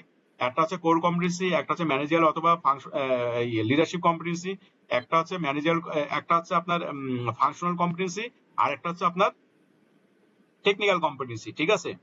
সো এই কম্পিটেন্সি গুলোর উপরে আপনি অ্যাসেসমেন্ট করতে পারেন, ঠিক আছে ভাই? এই টোটাল পোর্শনকে আমরা সাধারণত আমরা ওয়ার্ল্ড স্ট্যান্ডার্ড প্র্যাকটিস করে থাকি, কেপিআই এর মধ্যে দিয়ে থাকি 70 মার্ক ওয়েটেজ, আর যেটা 30 মার্ক থাকে সেটা আমরা ভ্যালুস এবং কম্পিটেন্সি থ্রুতে আমরা অ্যাসেসমেন্ট করে থাকি, ঠিক আছে ভাই? তাহলে কত হলো ভাই? 70, ভ্যালুজে তাহলে 10 আর কম্পিটেন্সিতে 20, ঠিক আছে? আচ্ছা, ভ্যালুজ আর কম্পিটেন্সি এই দুইটা খুবই গুরুত্বপূর্ণ কেন? এই দুটা জিনিস ভাইয়া, যার সাউন্ড আসছে প্লিজ ইয়ে করেন, মিউট করে দেন। ভ্যালুজ এবং কম্পিটেন্সি এই দুইটা জিনিস খুবই ইম্পর্টেন্ট কেন জানেন ভাই? ভ্যালুজটা হচ্ছে হার্ট, আর কম্পিটেন্সি হচ্ছে আপনার ভেইন, আপনার শিরা উপশিরা, ঠিক আছে? হার্ট না থাকলে যেমন মানুষ মারা যায়, ঠিক তেমনি একটা প্রতিষ্ঠানে যদি কোর ভ্যালুজ না থাকে তাহলে সেই প্রতিষ্ঠানটা টিকা সম্ভব না, ঠিক আছে? আর কোর কম্পিটেন্সি হচ্ছে বাই প্র্যাকটিসিং, ঠিক আছে? আপনার ভেইন, আপনার প্র্যাকটিসিং, মানে কোর কম্পিটেন্সি যদি আপনার প্রসেস ওরিয়েন্টেশন হয়ে থাকে, যদি আপনি কস্ট ইফেক্টিভনেস হয়ে থাকে, এফিসিয়েন্সি হয়ে থাকেন, তাহলে এটা আপনি ইনস্ট্যান্ট আপনি চেঞ্জ আনতে পারবেন না। আপনাকে প্র্যাকটিস করতে করতে করতে করতে তারপর আপনি একটা চেঞ্জ আনতে পারবেন। আর কোর ভ্যালুসটা কি? কোর ভ্যালুসটা হচ্ছে আমাদের সাধারণত আমরা বলে থাকি যে ডিএনএ মানুষের জিন চেঞ্জ হয় সাধারণত 12 বছর পর পর মানুষের জিন চেঞ্জ হয়। যদিও জিন চেঞ্জ করা সম্ভব না, তারপরে জিন চেঞ্জ অনেক সময় হয়ে থাকে। যেমন আমরা ছোটবেলায় অনেকের গাছে কিন্তু আম পেরেছি, অনেকের বড়ই গাছে বড়ই পেরেছি, অনেকের সাথে গ্যাঞ্জামে লিপ্ত থেকেছি, অনেক দেখা যাচ্ছে কলেজে আড্ডা দিয়েছি, স্কুলে আড্ডা দিয়েছি, ঠিক আছে? মানে এই ধরনের অ্যাক্টিভিটি কিন্তু আমরা করেছি। বাট আমরা দেখেন, যখন আমরা বয়স হয়ে গেছে, যখন 18 বছর হয়ে গেছে, অথবা ইউনিভার্সিটিতে ভর্তি হয়েছি, অথবা এখন আর আমরা কর্মজীবনে আছি, আমরা কি ওই জিনিসগুলো এখন আর করতে পারবো? পারবো এখন করতে? সো এই যে ভ্যালুস গুলো চেঞ্জ হয়ে যায়। সো আমার পিতামাতার ভ্যালু ছিল কি? আমাদের পিতামাতার ভ্যালু ছিল কি? যে কোনো জায়গায় এই কাজ করা যাবে না, কোনো জায়গায় দুষ্টামি করা যাবে না, কোনো জায়গায় গীবত করা যাবে না, কারোর সাথে মারামারি করা যাবে না, সংঘর্ষে লিপ্ত হওয়া যাবে না, ভালো করে পড়াশোনা করতে হবে, ঠিক আছে? ভালো বড় মানুষ হতে হবে, ভালো মানুষ হতে হবে। এইগুলো কিন্তু আমার প্রতিষ্ঠানে একটা কোর ভ্যালু ছিল, ঠিক আছে? সো এই কোর ভ্যালুস কে অতিক্রম করে আমরা কি করেছি? লোকের কাছে আম পেরেছি, লোকের কাছে যে বড়ই পারছি, মানুষের সাথে জ্ঞানজাম করছি, আড্ডাবাজি করছি, কত কিছু করছি, ঠিক আছে? সো এই কোর ভ্যালুস গুলো কিন্তু আমাদের যতই থাকুক না কেন, পারিবারিক শিক্ষা, এই শিক্ষাতে কিন্তু আস্তে আস্তে আস্তে আস্তে আস্তে আস্তে শিক্ষা নিতে নিতে নিতে নিতে নিতে নিতে কিন্তু আমরা একটা টাইমে এসে কিন্তু আমরা এটা চেঞ্জ করতে পেরেছি। সো আমার এই কোর ভ্যালুসটা কিন্তু বাই কি হার্ড, ঠিক আছে? অর্থাৎ আমার কিছু ফ্যাক্টর থাকে, এই ফ্যাক্টর গুলো আসছে কোথা থেকে? প্যাটার্নাল এবং ম্যাটার্নাল ফ্যাক্টর থেকে, অর্থাৎ প্যারেন্টস এবং মায়ের পক্ষ থেকে, ঠিক আছে? আমার মধ্যে কিছু কালচার আছে, আমার মধ্যে কিছু প্র্যাকটিস আছে, হ্যাবিট আছে, যেটা আমার বাবা থেকে আসছে, কিছু হ্যাবিট আছে যেটা আমার মা থেকে আসছে, ঠিক আছে? সো এবং পৃথিবীতে আল্লাহ তাআলা 95% মানুষের মধ্যে বাই বিল্ট ইন করে দিয়েছে। আমার আখলাক, আমার ক্যারেক্টার, আমার বিহেভিয়ার, আমার সবকিছু কিন্তু আসছে হচ্ছে আমার ফ্যামিলি থেকে, 95%, ঠিক আছে? আর আমরা এই ক্লাস 1 থেকে অথবা ছোটবেলা থেকে এই পর্যন্ত যা শিখছি, মাত্র 5% শিখতে পারি। 5% শিখতে পারি কোথা থেকে? প্রতিষ্ঠান থেকে। 5% শিখতে পারি আমরা কোথা থেকে? এই যে ইউনিভার্সিটি কলেজ থেকে। 5% শিখতে পারি সমাজ থেকে। 5% শিখতে পারি আমরা এই প্রতিষ্ঠান থেকে, ঠিক আছে? সো এই সব কিছু মিলিয়ে হয় হচ্ছে 5%, আর 95% আল্লাহ তাআলা আমাদের মধ্যে বিল্ট ইন করে দিয়েছে। এই বিল্ট ইনটা কোথা থেকে আসছে? প্যাটার্নাল ফ্যাক্টর এবং ম্যাটার্নাল ফ্যাক্টর থেকে, ঠিক আছে? প্যারেন্টস থেকে আসছে, হ্যাঁ, পিতামাতা থেকে আসছে। সো আপনারা এখনই জাজ করতে পারেন, রাত্রেবেলা শোয়ার আগে আপনি দেখবেন যে কিছু কিছু হ্যাবিট আপনারা খাতায় লিখে ফেলেন আজকেই, যে আমি এই এটা করি, এবং আপনার বাবার কাছ থেকে, আপনার মার কাছ থেকে শুনে দেখেন, তারা হয়তোবা কোনো না কোনো সময় এই কাজটা করতেন, ঠিক আছে? সো এই জিনিসটা আপনার মধ্যে বিদ্যমান, ঠিক আছে? আর যেটা কোর কম্পিটেন্সি বলছে, সেই কোর কম্পিটেন্সিটা হচ্ছে বাই প্র্যাকটিসিং, ঠিক আছে? আপনার হাত অনেক বড়, হ্যাঁ, আমার এক ফ্রেন্ড সার্কেল ছিল, মানে আমার এক ফ্রেন্ড ছিল ইউনিভার্সিটিতে, ও প্রতি সপ্তাহে দেখাচ্ছে কারোর কাছ থেকে 500 অথবা 1000 টাকা ধার নিত, নিয়ে কি করতো, ধার নিয়ে আবার ওই ফ্রেন্ডদেরকেই একটা রেস্টুরেন্টে 800 টাকা খাইয়ে যেত, 200 টাকা পকেট নিয়ে যেত। ঠিক আছে, এই যে মনে করেন প্র্যাকটিস, ও চাইলে কিন্তু ওই 1000 টাকা যদি ধার নিচ্ছে আপনার থেকে, এই 1000 টাকা কিন্তু পকেটে নিয়ে বাসায় যেতে পারবে না যদি সে প্র্যাকটিস না করে। ঠিক আছে, সো এটা কিন্তু একটা কম্পিটেন্সি। এই কম্পিটেন্সিটা কিন্তু আনতে গেলে আপনাকে প্র্যাকটিস করতে হবে। ঠিক আছে, ওকে। আরেকটা কি তাহলে আমাদের পারফরমেন্স ম্যানেজমেন্টের সাইকেল কি আসছে? প্ল্যানিং, মনিটরিং, রিভিউইং এবং রিওয়ার্ডিং। প্ল্যানিং, মনিটরিং, রিভিউ এবং রিওয়ার্ডিং। প্ল্যানিং, মনিটরিং, রিভিউ এবং রিওয়ার্ডিং। আপনাদের প্রতিষ্ঠানে যতই পারফরমেন্স থাকুক না কেন, যতই কেপিআই থাকুক না কেন, যতই যা কিছু থাকুক না কেন, যতই বকাঝকা থাকুক না কেন, মারামারি মানে ডোমিনেটিং থাকুক না কেন, যতই আপনি কমফোর্ট জোনে থাকেন না কেন, যদি আপনার এই পারফরমেন্স ম্যানেজমেন্ট যদি প্ল্যানিং এর থ্রুতে না যায়, যদি সেটাকে মনিটরিং এর থ্রুতে না যায়, সেটা যদি রিভিউ না হয়, যদি আপনি ফিডব্যাক না পান, সেটাকে যদি আপনি রিকগনিশন না পান, সেটাকে যদি আপনি রিওয়ার্ডিং না পান, এর পারফরমেন্স ম্যানেজমেন্ট জিরো। এই পারফরমেন্স ম্যানেজমেন্ট যদি আপনার একটা কথা শুধু মানে বলে রাখি, পারফরমেন্স ম্যানেজমেন্ট ফিডব্যাক ছাড়া ওই পারফরমেন্স ম্যানেজমেন্ট জিরো। ওই পারফরমেন্স ম্যানেজমেন্ট রিওয়ার্ডিং রিকগনিশন ছাড়া ওই পারফরমেন্স ম্যানেজমেন্ট জিরো। আপনি সারা জীবন ওই প্রতিষ্ঠানে চেষ্টা করে যাবেন, আপনি ওই প্রতিষ্ঠানে এই পারফরমেন্স ম্যানেজমেন্ট আপনি ইমপ্লিমেন্ট করতে পারবেন না। ইমপ্লিমেন্ট করতে পারবেন যতদিন আপনার ক্ষমতা আছে, দাপট আছে, ততদিন পর্যন্ত। বাট এই জিনিসটা আপনি বাইন করতে পারবেন না, এই জিনিসটা তাদের ব্লাডে সার্কুলেশন করাতে পারবেন না, এই জিনিসটা তাকে ব্রেনে আনতে পারবেন না, এরা তাদেরকে হার্টে আনতে পারবেন না। ঠিক আছে, আপনি জোর করে চাপিয়ে দিতে পারবেন, বাট আপনি এটা মানে মানে রাইট টাইমে রাইট প্লেসে অথবা রাইট ট্র্যাক নিয়ে আপনি গেম খেলতে পারবেন। ঠিক আছে, সো প্ল্যানিংটা কি ভাই? প্ল্যানিং হচ্ছে আপনাকে স্মার্ট অবজেক্টিভ গোল সেট করে দিতে হবে এবং সেটার এগেইনস্টে আপনাকে পারফরমেন্স কেপিআই ইন্ডিকেটর মানে কেপিআই দিতে হবে। এবং যে কথা বলে আসলাম ভাই, এই যে বিহেভিয়ার এবং কম্পিটেন্সি আপনাকে প্ল্যানিং এর সময় আপনি সেট করে দিতে পারবেন। আর তার এগেইনস্টে আপনি যদি ডেভেলপ করতে চান, সেটা ডেভেলপের জায়গায় আপনি আইডিপি নিয়ে এসে আপনাকে ডেভেলপ করতে পারেন। এবং এই গ্রোথের জন্য তাকে আপনি সাকসেসফুল প্ল্যানিং অথবা ক্যারিয়ার পাথ অথবা আপনি গ্রো মডেল আপনি ব্যবহার করতে পারেন। গ্রো মডেল কিভাবে ব্যবহার করতে হয় এটা আমি শিখিয়ে দেবো, এই সাবজেক্টে আছে এটা, হ্যাঁ এই কোর্সে আছে এটা, কিভাবে আপনি গ্রো মডেল ব্যবহার করেন। এবং সেটা মনিটরিং এর জন্য কি করতে পারেন? রিয়েল টাইম ড্যাশবোর্ড আনতে পারেন, রেগুলার চেকিং করতে পারেন, অথবা উইকলি মান্থলি করতে পারেন, অথবা তাকে অ্যাড্রেস করতে পারেন যে সে কোথায় কোথায় আপনার চ্যালেঞ্জ ফেস করছে, তাকে আপনি কোচিং, মেন্টরিং অথবা সাপোর্ট দিতে পারেন। ঠিক আছে, আপনি এজ এ বস হিসাবে যদি আপনি তাকে সাপোর্ট না দেন, যদি তাকে সারাদিন ডোমিনেট করতে থাকেন, যদি আপনার কাজ তাকে সারাদিন দিয়ে করতে থাকেন, অথবা দেখা যাচ্ছে আপনি সারাদিন, আমাদের এক পরিচিত এক ভাই ছিল, ঠিক আছে, ও অফিসে গিয়ে শুধু ঘুমাতো, কিন্তু ওর ঘুমটা ছিল কি ওই পা নাচাতো আর হচ্ছে এই মাউসের উপরে ওর হাতটা থাকতো। ঠিক আছে, কেউ আসলে শব্দ পেলে মাউসটা এরকম চাপাচাপি করতো। ঠিক আছে, মানে ও ঘুমালেও মাউসটার আঙুল নড়তো, মানে কেউ বুঝতে পারবে না যে আসলে ঘুমাচ্ছে। ঠিক আছে, বুঝতে পারছেন? মানে এই যে মানে ট্যালেন্সি, এবং তার প্রত্যেকটা কাজগুলো ক্যাসকেড করে দিত নিচে। কারণ কি ভাই জানেন, আমাদের একটা সমস্যা কি, আমরা হচ্ছে ইউনিভার্সিটিতে পড়ে এসেছি ম্যানেজমেন্টের সংজ্ঞা, যে নিজের কাজ অন্যের দিয়ে কারে করিয়ে নেওয়াটাই ম্যানেজমেন্ট বলে। ঠিক আছে, সো এই যে এই সংজ্ঞাটা যখন আমরা প্রতিষ্ঠানে এসে ইমপ্লিমেন্ট করতে চাই ভাই, যারা আমরা সিনিয়র আছি, আমরা জুনিয়রদের উপরে এত মানে প্রেসার, আমাদের কাজগুলো এতভাবে ডেলিগেট করতে থাকি, এতভাবে ক্যাসকেট করতে থাকি, মনে করেন ওর স্টপ হয়ে গেছে এত, আর ওই যে ফ্রি আছে, ওই যে বস যে ফ্রি আছে, তখন কি করে ও ওর ওর ওর ওর ইয়েতে লাগে, ওইটা ওর পেছনে লাগে, এটা ওর পেছনে লাগে, ওইখানে পলিটিক্স করে, নোংরা পলিটিক্স শুরু করে দেয়। এই জিনিসগুলো তখন ওই বসরা এই বসে বসে এইগুলো করে। ঠিক আছে, আর জুনিয়রদেরকে দিয়ে কাজ করায়।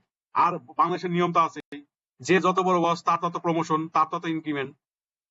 ঠিক আছে, কিন্তু এমএনসি গুলোতে কিন্তু সাধারণত জুনিয়রদেরকে বেশি ইনক্রিমেন্ট দেয়, সিনিয়রদেরকে কম ইনক্রিমেন্ট দেয়। কিন্তু বাংলাদেশে কিন্তু টোটালি ডিফারেন্ট লোকাল কোম্পানিগুলোতে। ঠিক আছে, যে সারাদিন খেটে মরে, যার ওয়ার্ক লাইফ ব্যালেন্স হেল হয়ে গেছে, সে পাচ্ছে দেখা যাচ্ছে 9%, আর যে মনে করেন শুধু বসগিরি করে সে পাচ্ছে 15%, 18%, 20%। ঠিক আছে, সো এই যে জিনিসগুলো ঘটে। হ্যাঁ, আর রিভিউ কি, রিভিউটা কি, যে আপনি তাকে অ্যাসেসমেন্ট করলেন, আপনি তাকে কেপিআই দিলেন, তাকে মনিটরিং করলেন, সে কি কারণে ফেল করছে সেটা আপনি করলেন, আর তাকে আপনি রিভিউ দিচ্ছেন, ভাই আপনি এই কাজটা ভালোভাবে করেন, এই কাজটা আরেকটু এইভাবে করলে ভালো হয়।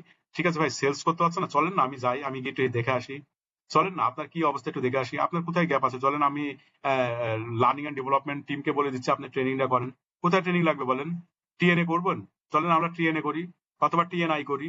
ঠিক আছে, সো এই জিনিসগুলো কিন্তু আপনার রিভিউর সময় সবকিছু বের হয়ে আসে।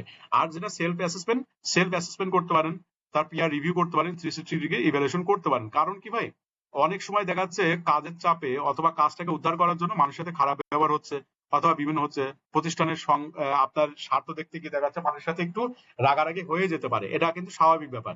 সো আপনি ওই জায়গাগুলোতে রেকটিফাই করার জন্য কতটা ভালো ব্যবহার করে আপনি কাজগুলো উদ্ধার করতে পারছেন, সেটা এই 360 থেকে আপনি উদ্ধারটা আপনি মানে টোটাল ফিডব্যাকটা আপনি পেয়ে যাচ্ছেন, ঠিক আছে। এবং মানে compare actual performance against KPI এবং কম্পিটেন্সিস, ঠিক আছে। আপনি যে কেপিআইটা দিচ্ছেন, এই কেপিআইটা কি আসলেও কি আকাশচুম্বী নাকি না ওভারআর্চিং গোল, মানে একটু পরিশ্রম করলে হয়ে যায়, ঠিক আছে। এই জিনিসটা আপনাকে খেয়াল রাখতে হবে এবং আপনাকে SWOT অ্যানালাইসিস করতে হবে যে আপনার স্ট্রেংথ এবং উইকনেস কোথায় আছে, অপরচুনিটি এবং থ্রেট কোথায় আছে, ঠিক আছে। আর এর পাশাপাশি আপনাকে কি করতে হবে, মনিটরিং তো বললাম, আর হচ্ছে এই টোটাল প্রসেসটা এই 3টা পোর্শন করার পরে আপনাকে ভাই রিওয়ার্ড দিতে হবে। রিওয়ার্ড কি, আপনি হতে পারে তাকে আপনি মানিটারি ইনসেন্টিভ দিলেন, অথবা নন মানিটারি ফাইন্যান্সিয়াল বেনিফিট দিলেন, তাকে হয় প্রমোশন দিলেন, আর নাই তাকে ক্যারিয়ার পাথ দেখাই দিলেন, অথবা আপনি বললেন যে ভাই ঠিক আছে আপনি এটা করেন, আপনি এটা করলে আপনাকে আপনি অমুক অমুক জায়গায় অ্যাফিলিয়েশন দিয়ে দিলাম, অমুক জায়গায় ভাই আমি আপনাকে ট্রেনিং এ পাঠাবো, ভাই অমুক জায়গায় আমি আপনাকে এই যে একটা প্লেনের টিকিট নেন, জানা ফ্যামিলি সহ আপনারা ঘুরে আসেন, ঠিক আছে। সো এই যে জিনিসগুলো এবং বিভিন্ন ফেয়ার গুলোতে আপনার অ্যাটেন্ড করানো, ঠিক আছে। এই ফেয়ার গুলোতে অ্যাটেন্ড করলে কি হবে জানেন, মানে ফেয়ার গুলোতে অ্যাটেন্ড করলে কি হবে জানেন, এটা হচ্ছে ব্র্যান্ডিং বাড়ে, ঠিক আছে। মানে সেও কিন্তু একটা মানে ইয়ে করে যে না ও আচ্ছা আমার তো ব্র্যান্ডিং এর দরকার, তার মানে কি আমি এইচআর এক্সিকিউটিভ আছে, তাহলে আমি যদি ওই ফেয়ারে অ্যাটেন্ড করি তাহলে আমি মনে এইচআর এক্সিকিউটিভ, মানে আমি আমার একটা ব্র্যান্ডিং হয়ে যাবে যে না ও অমুক কোম্পানির ট্যালেন্ট অ্যাকুইজিশন আছে, এটা কিন্তু একটা ব্র্যান্ডিং করা, ঠিক আছে। এটা কিন্তু নট ফাইন্যান্সিয়াল বেনিফিট আসছে। এবং আরেকটা কি আসছে ভাই, ensure a fair and transparent reward system to foster a high performance culture. এই জিনিসটার জায়গাতে এই জায়গাতেই আপনাদেরকে সৎ থাকতে হবে, অনেস্টি আনতে হবে, 120টা বায়াস ফ্রি ভাবে কাজ করতে হবে, ঠিক আছে। পারফরমেন্স ম্যানেজমেন্ট সবার জন্য কিন্তু শোভা না ভাই, আবারও বলছি পারফরমেন্স ম্যানেজমেন্ট সিস্টেম সবার জন্য শোভা পায় না, আল্লাহ তাআলা সবাইকে এই জায়গায় বসায় না।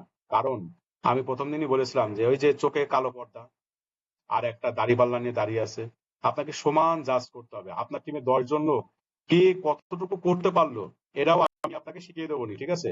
যে একটা কেপিআই তে কত পার্সেন্ট হলো এবং কতটুকু হলো, তাকে কত পার্সেন্ট কত আপনি খেলবেন গেমটা, সেটাও আপনি ওই জায়গাতে আপনি আনতে পারেন, ঠিক আছে। তার মানে কি হলো, এখানে ওই দেখা যাচ্ছে একটা ছেলে ভালো করলো, আপনি তাকে দিলেন 10%, আরেকটা যে খারাপ অথবা সে তার আপনার আত্মীয় লাগে দেখা আপনি তাকে দিলেন 12% অথবা 10% দিলেন। ভাই আপনার টিমে তো 10 জন মেম্বার আছে, সে তো সবাই দেখছে যে ও কখন আসে কখন যায়, কি কাজ করে না করে, তার ইফিসিয়েন্সি কতটুকু আছে, তার ইফেক্টিভনেস কতটুকু, ঠিক আছে। সবাই তো জানে তার কাজের স্পিড কেমন, সে তার ডেডিকেশন কেমন, ডিভোশন কেমন কোম্পানির প্রতি, আপনার লয়াল কেমন, লয়ালিটি আছে কিনা। তো ভাই একটা ডিপার্টমেন্টে যখন আপনি 10 জনের বসে যখন একজন খারাপ ব্যক্তিকে যে আন্ডার পারফর্মারকে যখন আপনি প্রমোশন দিয়ে দেবেন, যখন আপনি ভালো ইনক্রিমেন্ট দিয়ে দেবেন, তখন কিন্তু আলটিমেটলি আপনার বাকি 9 জন কিন্তু ডিমোটিভেটেড হয়ে তার কাজের গতিও স্লো হয়ে যাবে এবং প্রোডাক্টিভিটি হারাবে, এবং প্রোডাক্টিভিটি হারালে আলটিমেটলি আপনার লস না, কোম্পানির লস, ঠিক আছে। So thank you so much. এই পর্যন্ত আমরা এই যা শিখলাম ব্যালেন্সড স্কোর কার্ড নিয়ে এবং কেপিআই নিয়ে যেটুকু শিখলাম, আগামী ক্লাসে আমরা এই 3 নাম্বার চ্যাপ্টার ধরে আমরা টোটাল ব্যালেন্সড স্কোর কার্ড, পাশাপাশি আমি আরেকটা কলাম করতে বলবো, সেটা কেআরএটা কিভাবে হয় সেটাকে সহ আমরা আগামী ক্লাসে আমরা হাতে কলমে শিখবো পুরো ক্লাসটা কিভাবে কেআরএ কিভাবে আপনার কেপিআই সেট করতে হয়, ঠিক আছে। এবং সেটাকে কিভাবে আপনি মনিটরিং করবেন, কিভাবে রিভিউ করবেন এবং কিভাবে আপনি তাকে ফিডব্যাক দেবেন, এই টোটাল প্রসেসটা আমরা আগামী ক্লাসে ইনশাল্লাহ যদি সময় পাই তাহলে সবগুলো শেখাবো, নাহলে আগামী ক্লাসে আমরা শুধু কেপিআইটা কিভাবে সেট করতে হয়, অবজেক্টিভ কিভাবে লিখতে হয়, কেআরএ কিভাবে লিখতে হয়, টার্গেট সেটিং কিভাবে করতে হয়, বেঞ্চমার্কিং কিভাবে করতে হয়, সেটা আমরা ইনশাল্লাহ শিখবো। ভাই কালকে ক্লাসটা কটা থেকে হতে পারে? ওকে, আগামীকালকে তো তারাবি আছে, সবার কাছে ভোট চাচ্ছি ভাই। আগামীকালকে আমরা কি তাহলে রোজার মাসটা শনিবারে অমিট রাখবো? যেহেতু এখানে শনিবারে অনেকের, আমার কোনো সমস্যা নেই ভাই, আমার তো শুক্র শনি বন্ধ। এখন আপনারা বলেন শনিবারে কি 3টা থেকে করতে পারবেন? 3টা থেকে 4:30 আপনাদের অফিস আছে, আপনারা কি পারবেন নাকি না শনিবারে অমিট রেখে শুধু শুক্রবারটাই আমরা সকাল 10টা থেকে চালাবো? আর আগামী শুক্রবারে ক্লাস হবে 3টা থেকে, ভাই 3টা থেকে 4:30। কারণ আগামী শুক্রবার আর তারপরে শুক্রবার আমি একটু বুক আছি, ওই যে একটা ট্রেনিং করাচ্ছি গ্রিন এইচআরে, রোল প্রোফাইলিং করাচ্ছি, তো ওই জায়গায় এই 2টা ক্লাসে বুক আছে। আমার মনে হয় শুক্রবার দিন আমরা করে করে ক্লাসগুলো করি, শনিবার দিন অফ রাখি, কারণ হয়তো অনেকের অফিস আছে, টাইমটা মিলাতে কষ্ট করে হয়ে যাবে সবার আচ্ছা, জন্য। আরেকটা আমি জিনিস বলে রাখি, ধরেন আমরা এই ক্লাসের শিডিউল দিয়েছি 10টা, হ্যাঁ। সো আমার সাথে কেউ কথা বলেন, ঠিক আছে, নাহলে আমি বুঝবো না আসলে শুনতেছেন কিনা। 10টা শিডিউল দিয়েছি, যে তো এই শুনতে পাচ্ছি 10টা